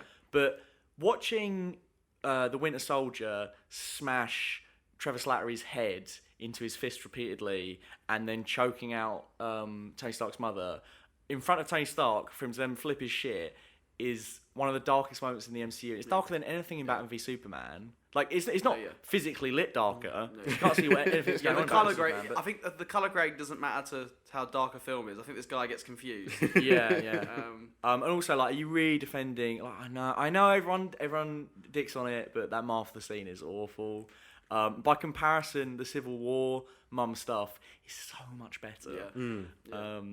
And you know what? You could wreck Batman v Superman without even uttering the word Martha. you Like could. all That's of the it's worst terrible. Why do we have so many dream sequences of Ben Affleck? Like, and he's in Mad Max territory suddenly, and then Ezra Miller's coming forward. He's like, the future, all this bullshit. I don't care. What's the story now? What's the most interesting thing happening in that world right now? Just tell it. We don't need setups for all these other. And also, like, I think this is the difference between a fan and a fanboy. I agree. Right? a fanboy will blindly like anything. The stuff that I just listed off as a reason for Batman v Superman not being as good as it could be is the same reason why Age of Ultron isn't as good as it could be. That whole sequence where Thor goes to that cave and sees a trailer for the next 6 movies isn't good. And it's the same thing with the Mad Max Batman sequence in Batman v Superman. Like, you shouldn't do that. Just tell the story that's preeminent. Yeah, stop setting up the next movie. Tell this one. But it's the same as it's like what we're discussing right now. Endgame. Like, we love this movie. We like this movie a lot, but we're still critical of it. And even though it's the biggest Marvel film of the year, like, and we're massive fans of the Marvel franchise, we're still aware that it's not the perfect movie that we thought it'd be. Do you know what I mean? It doesn't mean it's still great. It's like, I don't understand how you can blindly look at the DC movies and be like, this is... And if this film really sucked, the big one, if there was no saving graces of it, we'd say. Yeah. I mean, I think as it is, like, we thought it was going to be better than what it turned out to be. Yeah. But you just got to accept that. You know? Yeah, exactly. You got to move on. Yeah. Speaking of that, Keep telling people to move on. We should move on from this Almond White review. Next. Okay, next we have a 1-star review from Isabella. It's a short one. You'll be grateful, I'm sure. Why the fuck did y'all have to kill Natasha? Make it make sense. I've been crying for one straight day. I looked up to her so much. Fuck y'all. That's a shame that you would love Natasha that much and be sad that she died in the movie, because she has one of the best deaths in the MCU. Yeah. And it's completely right for a character, and you should want the best thing for the character's story. And if you're sad about them dying, that means they did something right. Yeah, exactly. Yeah. And I think as well, like, I like that in this film that the two people who have sort of dodgy backgrounds, which are Iron Man and Widow, die, and the people that are sort of pure, I guess, of heart, like Cap, has their ending. Do you know what I'm saying? Like, yeah. Like, don't get me wrong, like, they're both good guys, but, like, Iron Man didn't start off as, like, the best of first people, like being an arms dealer, like womanizer, and, like, Widow being, like, this murky agent that worked, like, just probably killed some people that didn't need to be. Do you know what I mean? Like, I think it's interesting that they decided to kill those, and I think they're ready for that sacrifice, and that's what I think is so good about it. It's like, that's what makes them a really good guys as well. It's like, they've had that arc of like, no, like, now I'm actually going to die for something worth fighting for. Yeah, I think Natasha even says it before she dies, that she went from having nothing to being director of the Avengers and, like, having a family and having something worth dying for. That as well, that it's subtly one of my favourite bits in that film, actually. I really like Scarlett Johansson's performance in that opening, where she's talking about this is her family, and she, like, gets upset, and she's talking to Cap about, and, like, the people. And, do you know what I mean? I think she's really. That scene's really good, and some, like, you don't get that. That's one thing you don't really get as much, I would say, of the MCU stuff. When you get the characters sort of sitting around talking about the way they feel about this situation, like, especially one of the heroes. Like, I think there's something really nice about that. Like, I really feel like, and then to see her smile later on when, like, everyone's all together and they're all sort of gonna save everyone. It's there's something really nice about that. Like, I feel like she got to experience some happiness of being back with her family, doing what they do as the Avengers, all trying to save the world. And then she dies as well. Like, there's something really nice about her that. performance in this really excites me for the Black Widow movie. No, same. And it also excites me because now you know that's almost like her Logan style last hurrah. Yeah. And because I don't think they're gonna do 3 Black Widow films. No. I think one. But there's going to be 3 Black Widow films. No, but I'm just like, they always do 3 solo movies, don't they? Right, I think this will be one and done. Breaking from that convention. Yeah. Well, isn't it a prequel?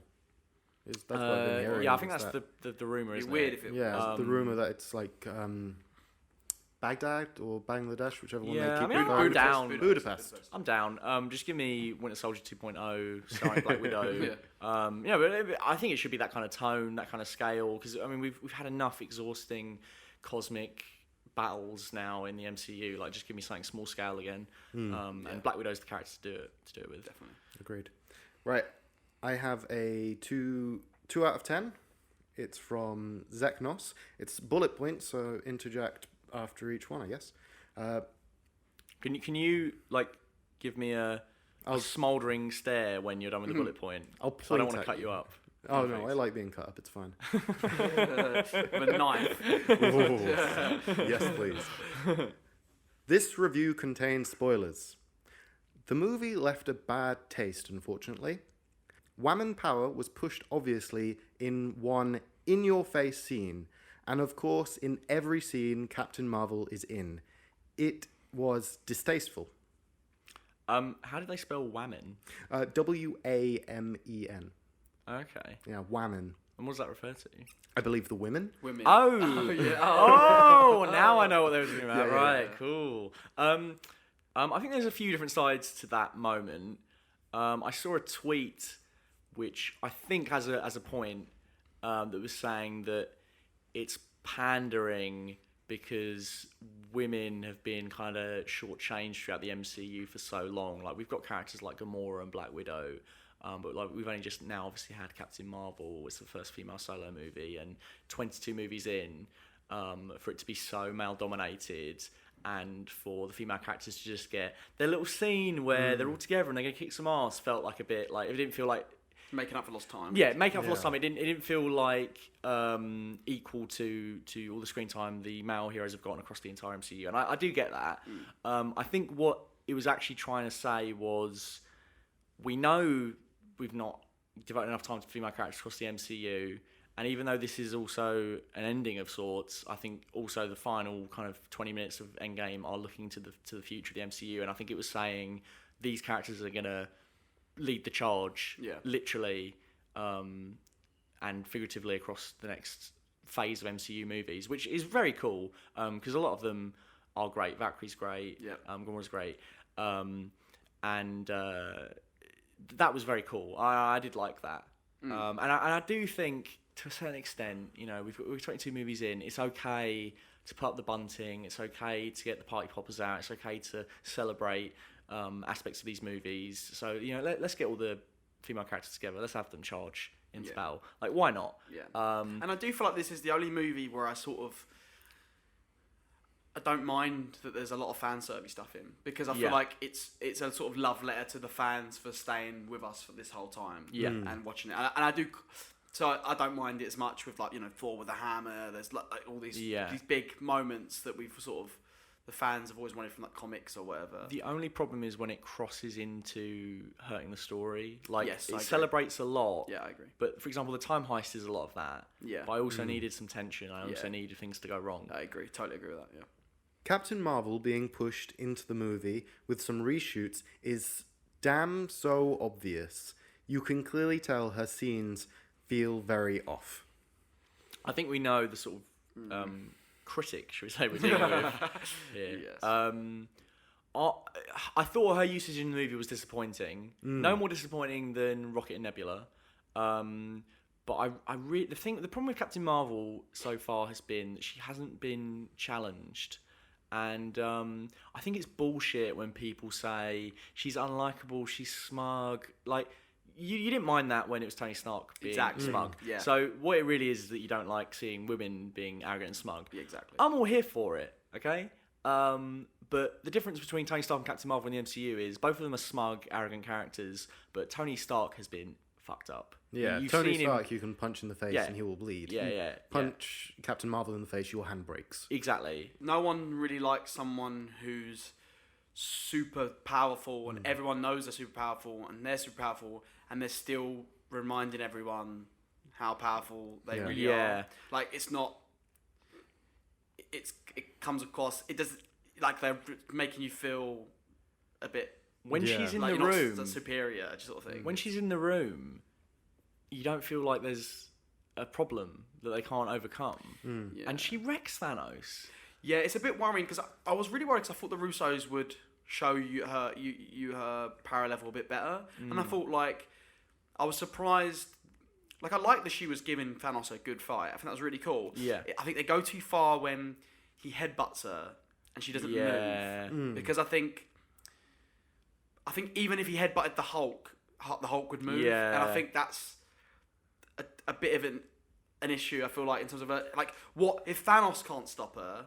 I know he does because he uses the gem, but that's not Thanos. No. Yeah. Can't stop her. What in this universe? And we don't is have those actually gonna stones give her- anymore. Yeah. Yeah, so- What's gonna give her later on in the films a challenge? I think that's that's my only worry. where but the likability, relatability comes in, is that you can't.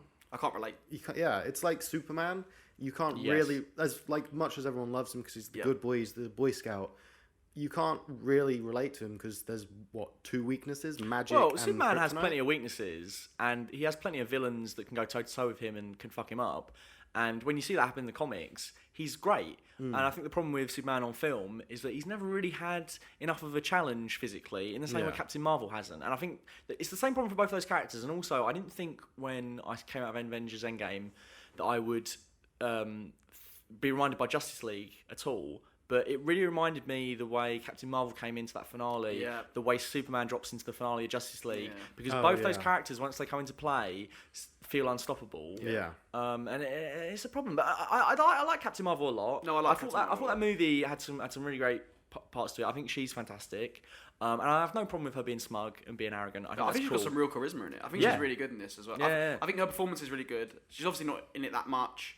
Also, going back to the point we made earlier about the, I think, like for example, Thor is really powerful, and he's arrogant as well. But his arrogance ends up being the reason why he fails. Yeah. And that's what's good about it. It's like he jumps to the gun. He wanted to.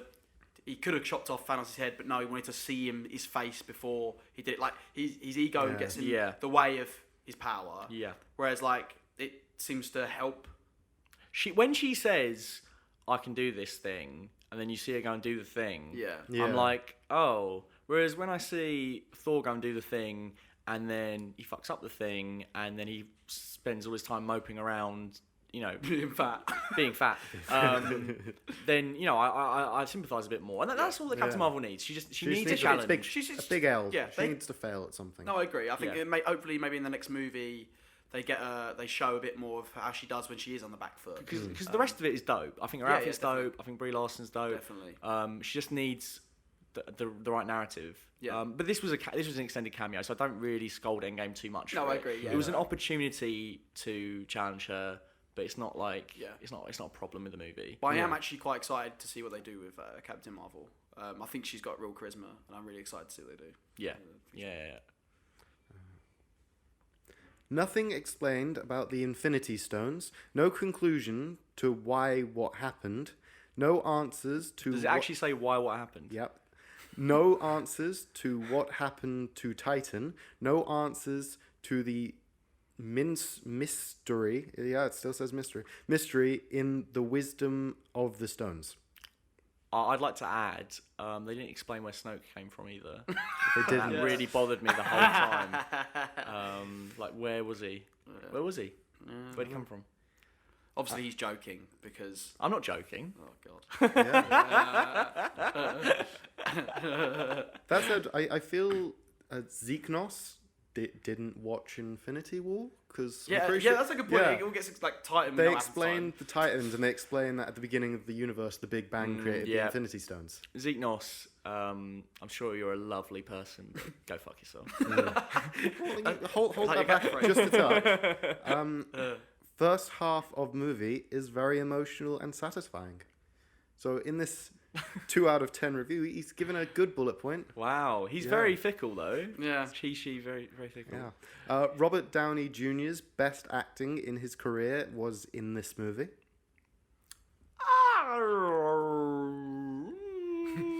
Someone's put the reverse button on Matt. I could listen. I could listen to someone making the case for that. I think within the MCU, it's definitely between Iron Man and Civil War. Within his entire filmography, it's between like this and Chaplin, I'd say. Yeah. But yeah, good. To continue. Why he's very good in this movie, but yeah. Why did Loki die? What did he mean by "you'll never be a god" or "sun will shine upon us once more"? No answers, and he seems to be permanently dead. I hate that he's permanently dead. The one thing about death which doesn't frighten everyone to their core is its impermanence. we have to critique this seriously? Oh, it's just Thor is- incomprehensible. Thor is the most wasted character in the movie. He sacrificed the most, he lost the most, he suffered the most, yet here they make him an alcoholic Zack Wilde with broken character riddled by insecurities playing Fortnite. He didn't get any redemption nor satisfaction. In the end, he gave away what he already had as well. But what of his vision in Age of Ultron? What of his wisdom that pushed him off to go searching for the Infinity Stones? Fat Thor, Yeah. coming off the back of that, it was funny, but I think they play the joke out just a little bit too long. Yeah, I agree. It's odd at the end when he's running around all doughy with the two hammers. It's a strange decision. I can't believe they went with that. I think it's a good idea at first when we first see it, because I love the idea that he's depressed and he's like got fat now, and like it's funny, but it's also like sad, and the way he mentions Thanos, he's actually kind of scared of him. Like that stuff's great. I think that's really good. I just think that it's the problem. I don't know if it's the prosthetic. I don't mind the idea of him being fat for the rest of the thing. No. If he looked like sort of like Gimli sort of thing. I think the issue is the prosthetics look kind of goofy even when he's in the outfit. So that when later on, when there is emotional beats in the film, I can't take them seriously because all I can look at is his belly just sort of sitting there in a tracksuit. Like it's. I completely agree. It does take and the thing is, I don't like this whole thing that's happened recently where people are like, you can't have comedy and horror films and you can't have these tonal things. It takes away from it. I don't think that's true at all. However, I do think they do go a little bit too far in this. And I think it's just because it looks a bit goofy, not necessarily that it's a goofy humour rather than.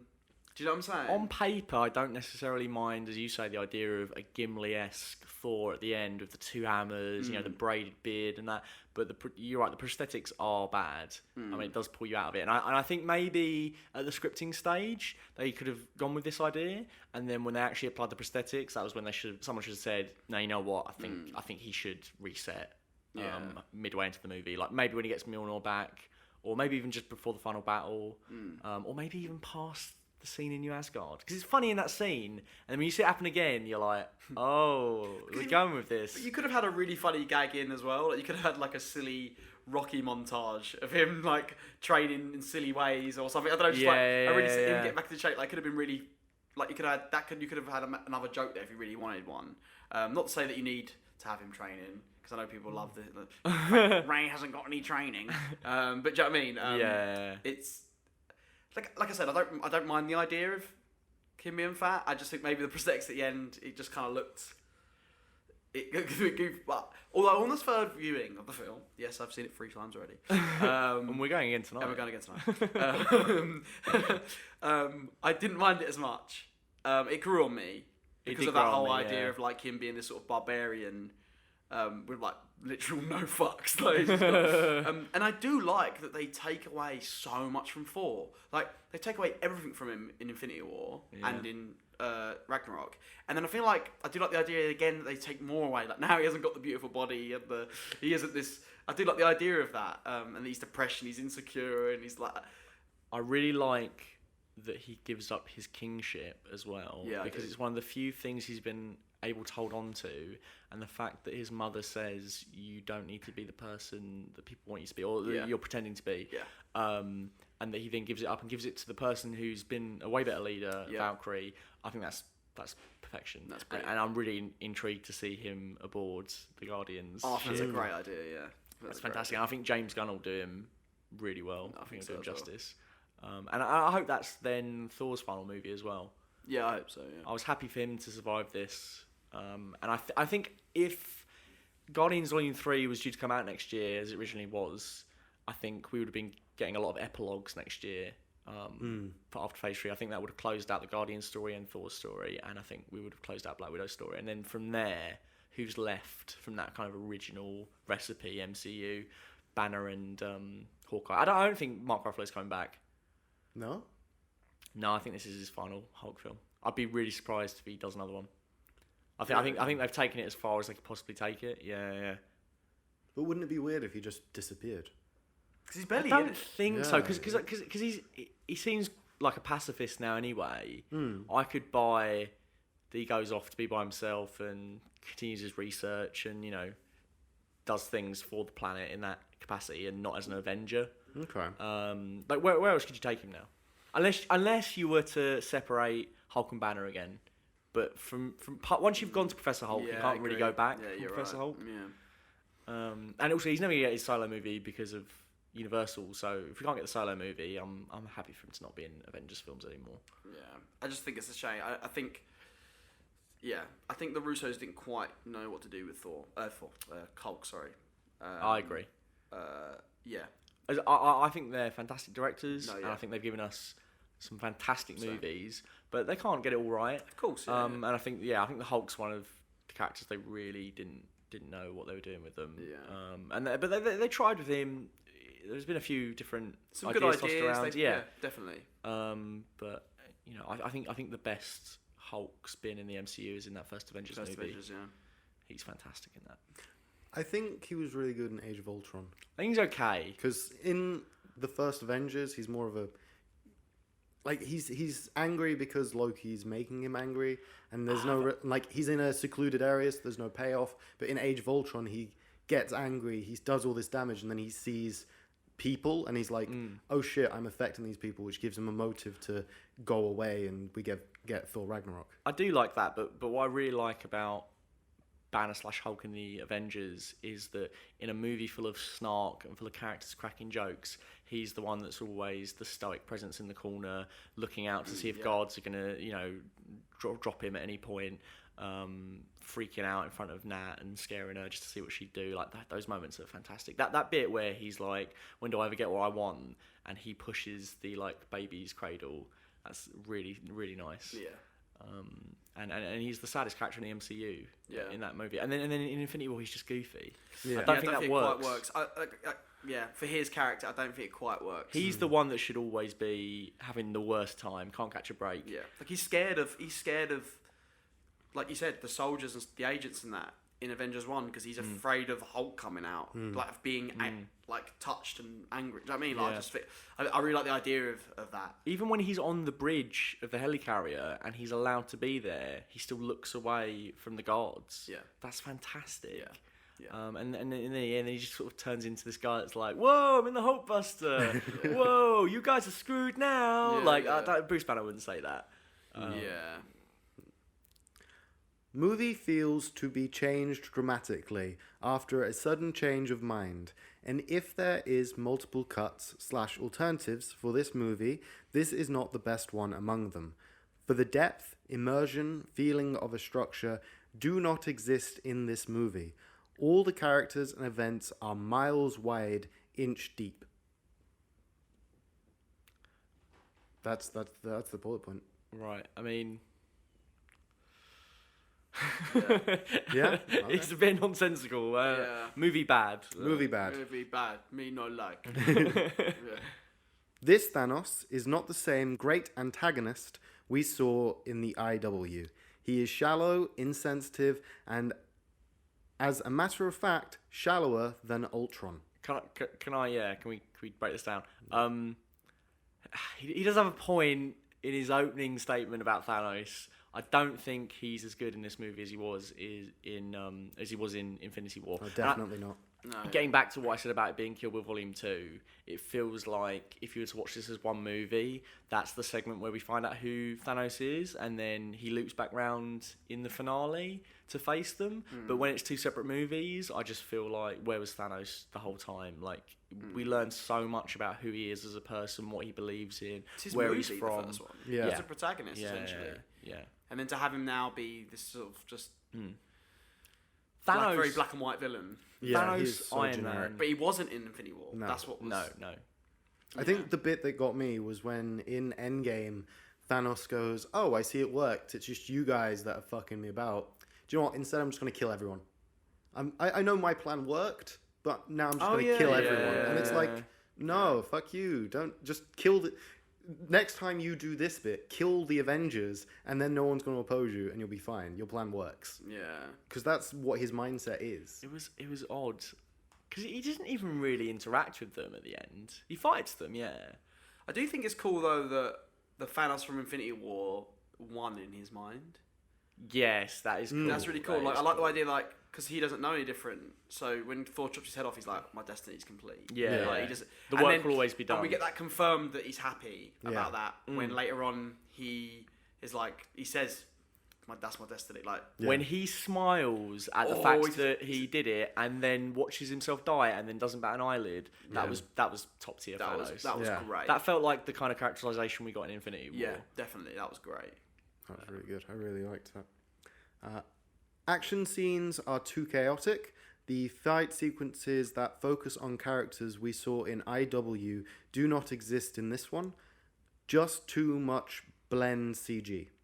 The battle at the end is chaotic. It's got nothing on the New York battle in Avengers. It's got nothing on the third act in Infinity War, because those films both have a strong sense of location, a strong sense of where all the characters are in the battles, and they each have their own clear roles. Like in New York, we know if you didn't see Cap tell everyone what they're supposed to be doing, you'd still know what they're supposed to be doing. Yeah. And in Infinity War, when they all trap Thanos to get the gauntlet off him, you know they've all got their own distinct roles. It's really satisfying to watch. Even in the Wakanda battle, they've granted the bit pre-Thor's arrival was a bit of a mess, but when they're all in the forest trying to stop Thanos bearing down on Vision and Scarlet Witch, that's fantastic. There's nothing really like that in the third act to this movie. Although the three-pronged attack from the MCU's Trinity on Thanos, then watching Thanos beat the crap out of them, then watching Cap pick up Mjolnir, and then watching him subsequently get beaten the fuck out of by Thanos is really good. That's really good.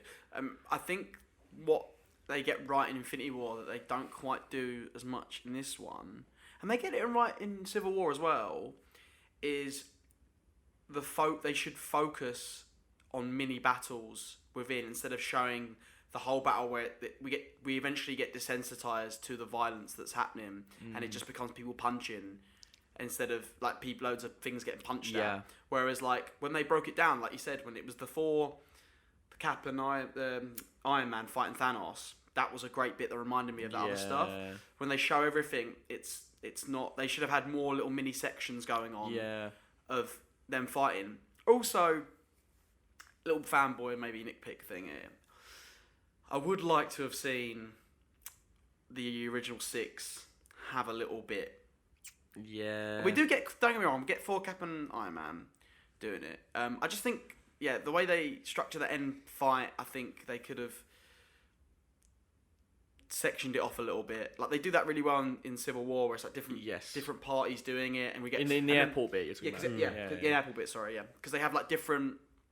It becomes like almost levels in a video game in a weird way of like, okay, now we've done these two guys are Hawkeye and Black Panther are fighting, and then we have to take down Ant-Man, so they all work together to try and take down Ant-Man. There's like loads of little sections, even though the battle's big. Yeah, it should have felt more like that in terms of like it has almost acts to it. Yes, and that's what this doesn't have. It should have its own sort of act. We go from this point to this point to that point. Yeah, and that's like things like the Raid do that really well, where you start off at this point of the building, and then we end up at this other point of the building. Return of the Jedi does that masterfully. Return of the Jedi does that brilliantly. We're on 3 separate planes. Yeah, we know what everyone's doing. Even Winter Soldier does it really well. It does, the highway chase starts from the highway of the car, then they go over, like progressing through, and I think that would have stopped the problem, like you said earlier, about not knowing where the characters are if we're following them throughout. I tell you what I did think was good though. I really like the idea that they were tossing the Infinity Gauntlet to each other. I like the idea of that. I just didn't think it, like the bit when Black Panther, he's like, give it to me, and he goes off, he does that little bit. Like that's nice stuff, like tension. But I feel like it should have been cut in between a bit more of Thanos being aware that that's happening. Yeah. And he's also trying to block these guys off and try and figure out how to get to those. I really liked the idea of them all coming back for that final battle, because we would then get a chance to see them all interact again. Like, I wanted to see Cap and Bucky have one last hurrah. Yeah, you know, like them just taking out dudes. That would have been cool. We get to see Iron Man and Peter Parker reunited, which is nice. Yeah, he's nice. But I would have liked to have seen a few more of those kind of reunions during the battle. Yeah. Yeah, I do really like though that like that for Cap and even though it's like Cap gets the hammer. Oh no! Now Cap's super OP. He has all the powers of Thor essentially, and he's Cap with the heart, everything else, and yet Thanos still fucks him up. Yeah, that's great. That's really good because then I feel like oh shit, and then having Cap on his own, have the Jon Snow moment of having the entire, even if we know they're gonna come. Yeah. That is a great moment for Cap because we know if them people didn't turn up, Cap's running straight towards them. Yeah. 100%. There's that lovely shot where it's just him stood on the hill and then the army against him. And then it's he like, tightens the straps. Yeah. That was one of the moments in the trailer where it was way better in the movie. I agree. By comparison, Because I didn't realise he's cut as well. Yeah. So that's why It's he's like that's why it holding hurts it him. together. It stings, doesn't it? by comparison, a bit in the trailer that I thought was going to really kick ass and really hit home that didn't was when Tony's like, "Do you trust me?" And he's like, "I do." Yeah. That bit really felt rushed. Yeah. because there's loads of fan theories that wasn't that bit. It was two different time people. Yeah. It was like this is Tony of the past and the future Captain America.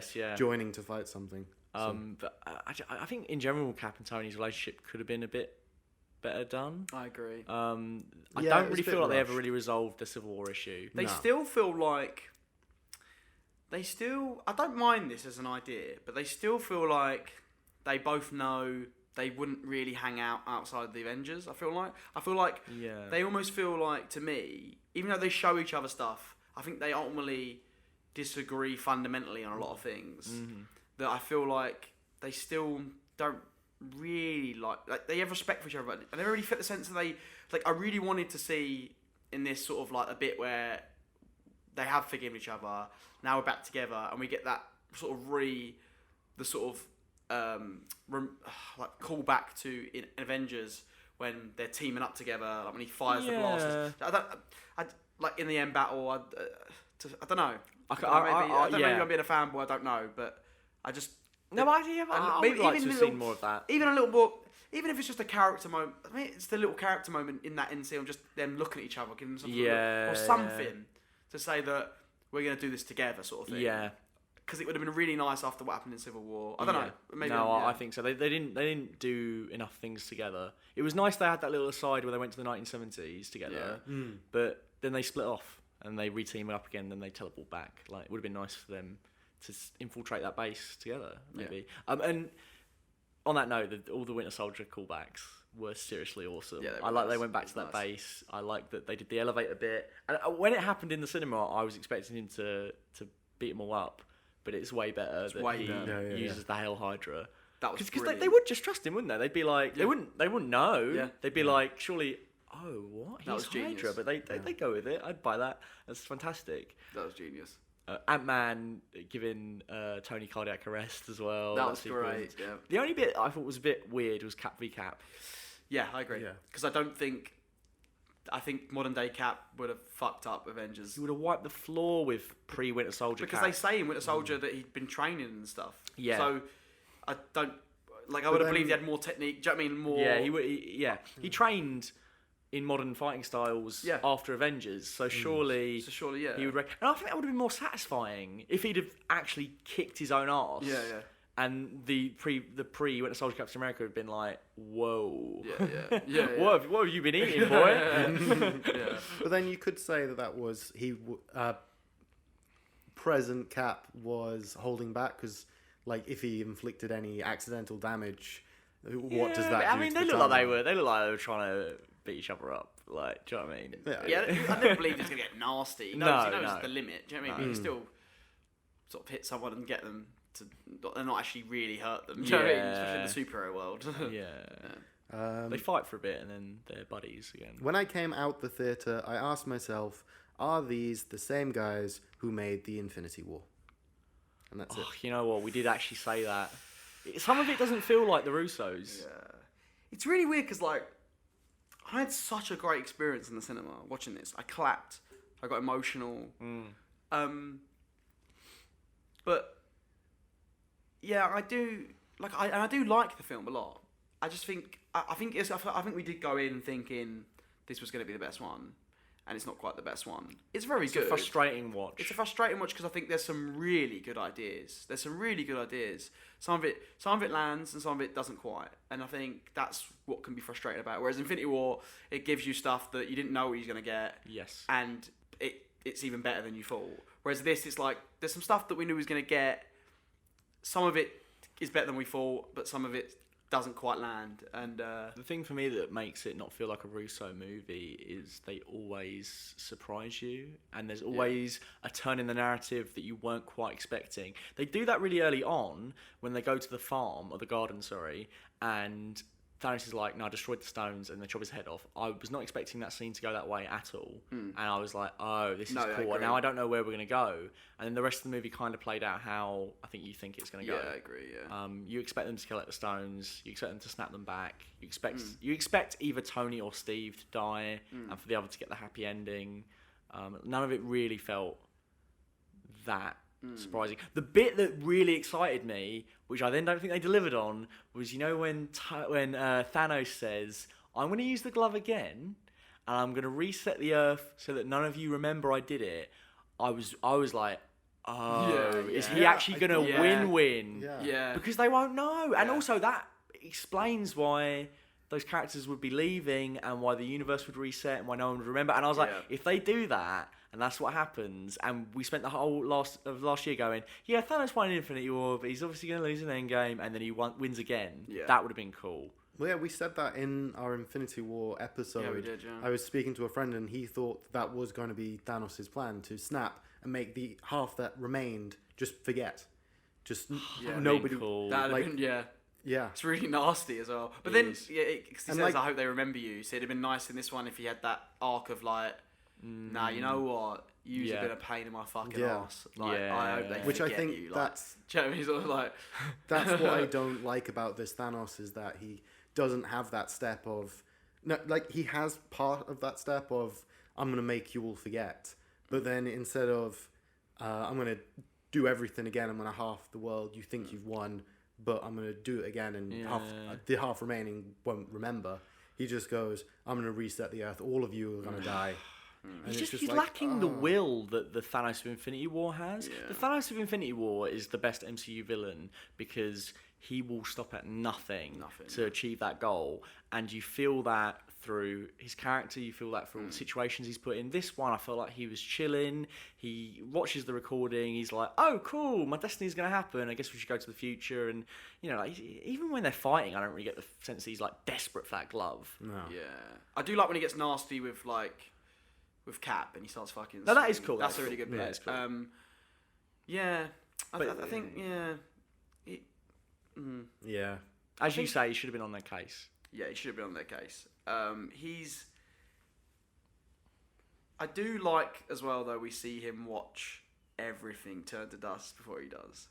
That's cool, and the way they linger on that is good. It's really good, and he sits there. Because also, you're a little bit thinking, is he going to go? And then, and you watch him just watch everything. I think that's really like a nasty way to go. He watches everything foul. After seeing everything go right, it's almost as if like he's the lesser Thanos of himself. Like there's something about... He's the one that actually didn't do it. He lets... I think it's quite a cool idea that his arrogance of him knowing his destiny already happened and that he is chill about it could be the reason... Actually, that's a good point, that he could be the reason why he actually fails in this one. That might be something to break down. That's nice. Ties into why Doctor Strange won't tell Tony how it's all going to play out, because if Tony knows how it's going to end, it won't happen. Thanos knows how it's going to end. Oh, that's nice. That's nice. That is a good point. That's a good point, yeah. I still question, even if Thanos knew he was going to win, because he knows he's going to win in Infinity War. He doesn't need to see a recording of him winning to know he's going to win. His tenacity is why he's such a good villain. Yeah. So I just wanted a bit more from him. I'm glad they killed him though. I don't want him to ever come back into the MCU. Yeah, no, I agree. Him, Cap, and Tony, and the Stones. Done. They've got to go. Okay, so this is the last one, 2-star review. Alexander B. No post-credit scene. FO, No Phase 4 infos. WTF? What the fuck does WTF mean? I like that there's no post-credit scene. So do I. I'm so glad they didn't. And the only thing that bothers me about that is it would have been the first one not to have it if it wasn't for Incredible Hulk fucking it up. Wait, what? Yeah. Incredible Hulk's post-credit scene, inverted commas, happens at the end of the movie. End of the movie, Tony yeah. Stark walking in on him. It doesn't happen at the end of the No, credits. but you could so easily Just have shift it. Yeah, just shift it. It's yeah, perfect, so- doesn't it? Also, I love the music playing with the actors coming up with their characters and having the signatures. That for me, Signing off their I was like, approval.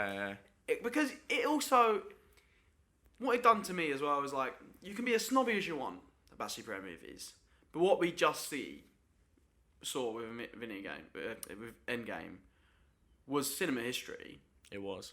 It's cinema history. Like, you don't like superheroes or whatever you feel about them. This is an era in film where this is the first time it's ever been done. Yeah. And that bit at the end kind of felt a bit Oscar-y, almost like of being like, give credit to these fucking amazing actors that have spent 10 years of their lives as a character. That's crazy. Do you know what I mean? That's a long time. Imagine if Daniel Day-Lewis was doing that. Yeah. Go mad, wouldn't he? You know what I mean? Like, it's like, that's a... it's a I big drink commitment. your Infinity Stone. Yeah, and I think that was a really nice... I'm so glad there was no post-credit. Yeah. Because it was the end of this Yeah. MCU. You can do that with all the next ones, it's fine, but this was the end of this chapter. Yeah. This was the end of the Infinity Saga. as It's Infinity called. Saga, which is a great name. And currently it's the only cinematic universe.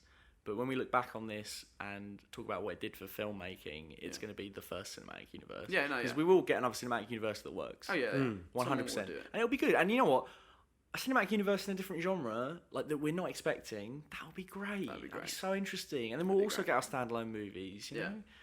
I It's really, exciting time. I really hope this next series of superhero movies, because I think this next, depending on what Marvel do next, will decide what's happening with the superhero genre, if it dies like the Western or if it does have life to it. Because I know a lot of people are getting sort of sick of them. But I do think some people want to will superhero fatigue into existence. No, if I you agree. want people to stop making superhero movies, stop Don't going to see them. Yeah, I agree. Yeah. I would like to see them make really genre-driven superhero movies that are not in this cloud of Marvel film, because Yeah. it has a very distinct look. I'd really does. like them to see. I'd really like to see like a horror film with a superhero in it, or like I think- X-Men. What was it called? The New Mutants. the new. That's never coming out. That's though, never is it? coming out. Coming out. But that's The but trailers, that's a it cool looked like- idea. Do you know what I mean? Executed Like Blade. poorly, Questionably. maybe. Questionably, yeah. We'll like, see. The original Blade, like, is a really cool film because it's like a vampire movie. It's not. Yeah. It's not. It doesn't really feel like a superhero movie. It's its own weird genre. And then when you get Guillermo del Toro involved, it's like a horror-y kind of film. Like I think we'll that's- get those types of superhero That's, movies that's what again. I'm saying. So I'm hoping the next phase or something, we get some like really interesting movies where they actually play with it a bit, because they've done everything they can possibly do in terms of Yeah. this superhero movies in general. I'd really like to see them just like the way Nolan did a sort of a thriller. He made Heat with Batman. Christian Bale, yeah. I'd like to see them direct and do some. Yeah. But yeah, we'll see how it goes. The future is exciting. Yeah, because I brought it up because I've heard some rumors about what Phase 4, like the main antagonist could be, and I was wondering what you because of course we're all comic book fans here. What sort of things do you hope that are gonna come in? I've Phase 4? never read a comic book. It's been beer, That's for nerds. girls, parties. All right. Yeah, no, I've seen your bookshelf. I've seen your channel. I would like it if there's no overarching villain. No? Really make it. Yeah, I love the idea Mix of it that. up, you know. Like, I'm Really not saying there won't be character big villains, driven. but let's just Really mix it up. Yeah. Have arcs play out in certain movies that have no bearing on others. Hmm. Like, what if, like, you get your FF movie with Doctor Doom, and you have a couple of heroes cross over into, like, a kind of team up, an Avengers equivalent scale movie, but then you have someone like Blade who doesn't have anything to do with that. Never meets Doctor Doom, has his own thing to deal with, and you really set them apart, or you have different strands of Phase 4. Building towards different things that might be more interesting. Maybe, I mean, maybe it should all funnel into one big thing again. But I feel like it would be exhausting. Yeah, I think it'd be really interesting to do like, what if they did like a kitchen sink drama, but with a with like a superhero. Like what if they did like a I'm all for them doing what if they weird did like stuff. I think it'd be really cool just to like just that I really like the next phase to be super character driven. And what can we play with? Let's play with the genre. Let's make some interesting subgenres. But that is the end of the negative. You've defended valiantly. So what is your 5-star review? Why should anyone go watch this film if they've just had it spoiled for the last like hour and a half? You should go see Avengers Endgame because there's not going to be anything quite like it in cinema for a long time to come. And if you follow these movies on the periphery, or if you've been as invested as I've been, I think there's something for everyone. I think it's a great time at the cinema. I think you'll laugh, I think you'll cheer. I think if you're as invested as I am, you'll cry. Watch Infinity War first. That's the only one I think you really need to have seen, because this is Infinity War Part 2. But if you watched Infinity War, if you liked Infinity War, then go check this out, because you'll have a good time. And I don't know what to give it out of 5 at the moment. But I think 3.5 is probably fair at the moment. I could flip flop on it though. But Matt, this is your favourite film. It is my favourite film of all time.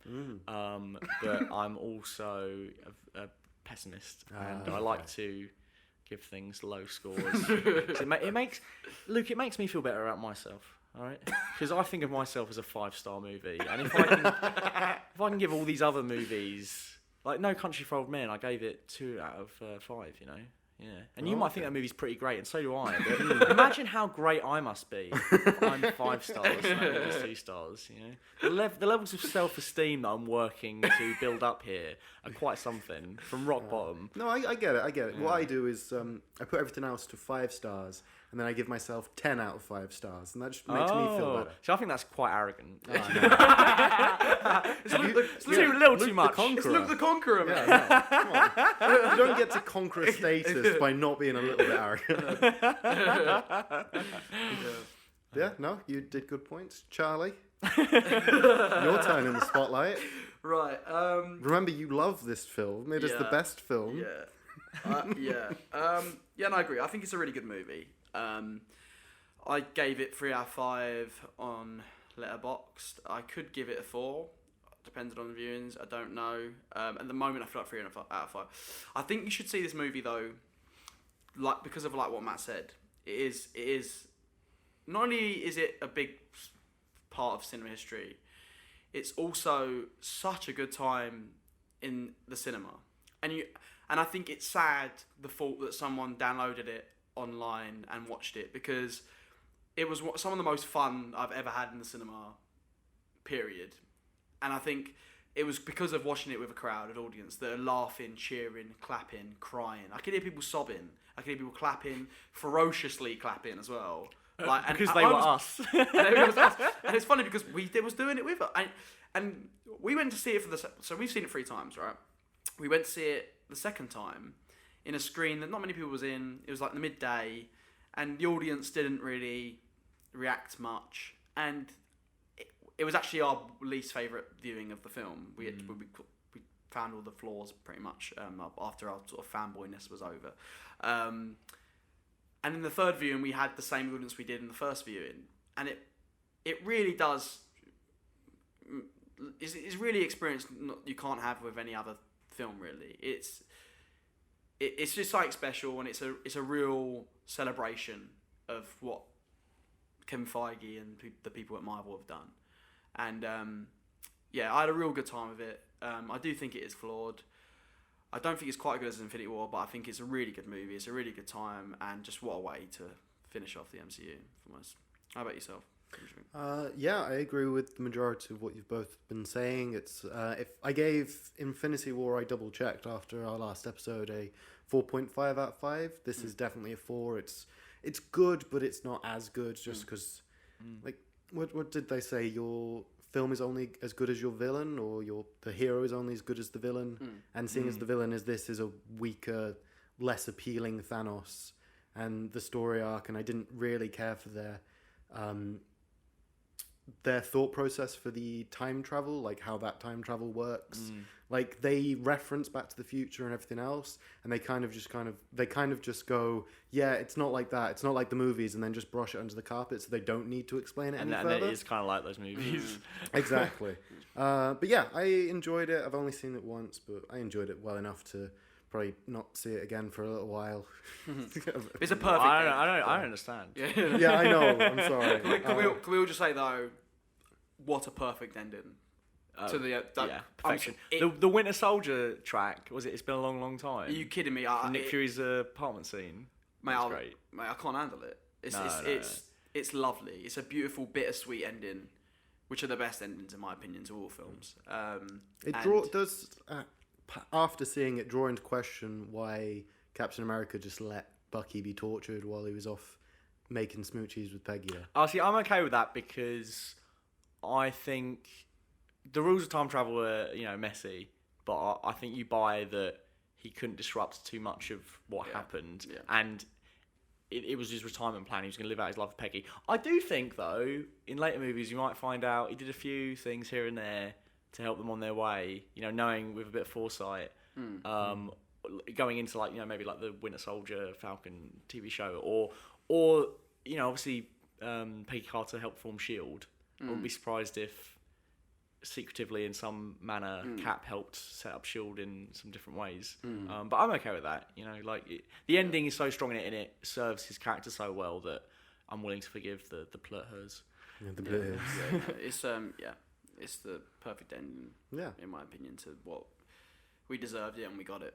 And I was happy. And talking about perfect endings, Matt, thank you so much for being on. Thank you. Do you have anything that you want to plug? Any YouTube channels or anything? Just the one. Point people towards. Yes, I mean, if you're listening to this as an audio podcast, please go check out Full Fat Videos. It's a video essay channel where I break down things such as how the Russos fixed or broke different characters in the MCU emotionally. I really enjoy doing it. I'd be eternally grateful if you check them out. If you're listening on Full Fat Videos because you clicked on the video, go and check out the rest of Your Favourite Film Is Awful because it's fantastic. It's been a lot of fun for me to be on it, but it's also a lot of fun to listen. Thanks, man. So go and check that out. And thank you for having me. It's been really fun. No, it's been really fun. No worries. It's been really good. For those who are listening from the Full Fat Videos, you can be secure in the knowledge that they're not normally this long. They're normally about 45, 50 minutes long. Just in case you're like, oh god, a 2-hour a week episode. Those people that are listening there, Charlie, where can they find us and our socials if they were so inclined to look at them? Right, they can find us on Twitter at @FaveFilmIsAwful. And you can find us on Facebook, Your Favourite Film Is Awful, and Instagram, Your Favourite Film Is Awful. And you can listen to us on all podcasting platforms, iTunes, Spotify, you name it. We're on pretty much all of them now. Exactly. And if you are listening to it through the iTunes, if you can leave us that 5 stars, the review does help us spread the word. Thank you for listening, and bye-bye. Bye.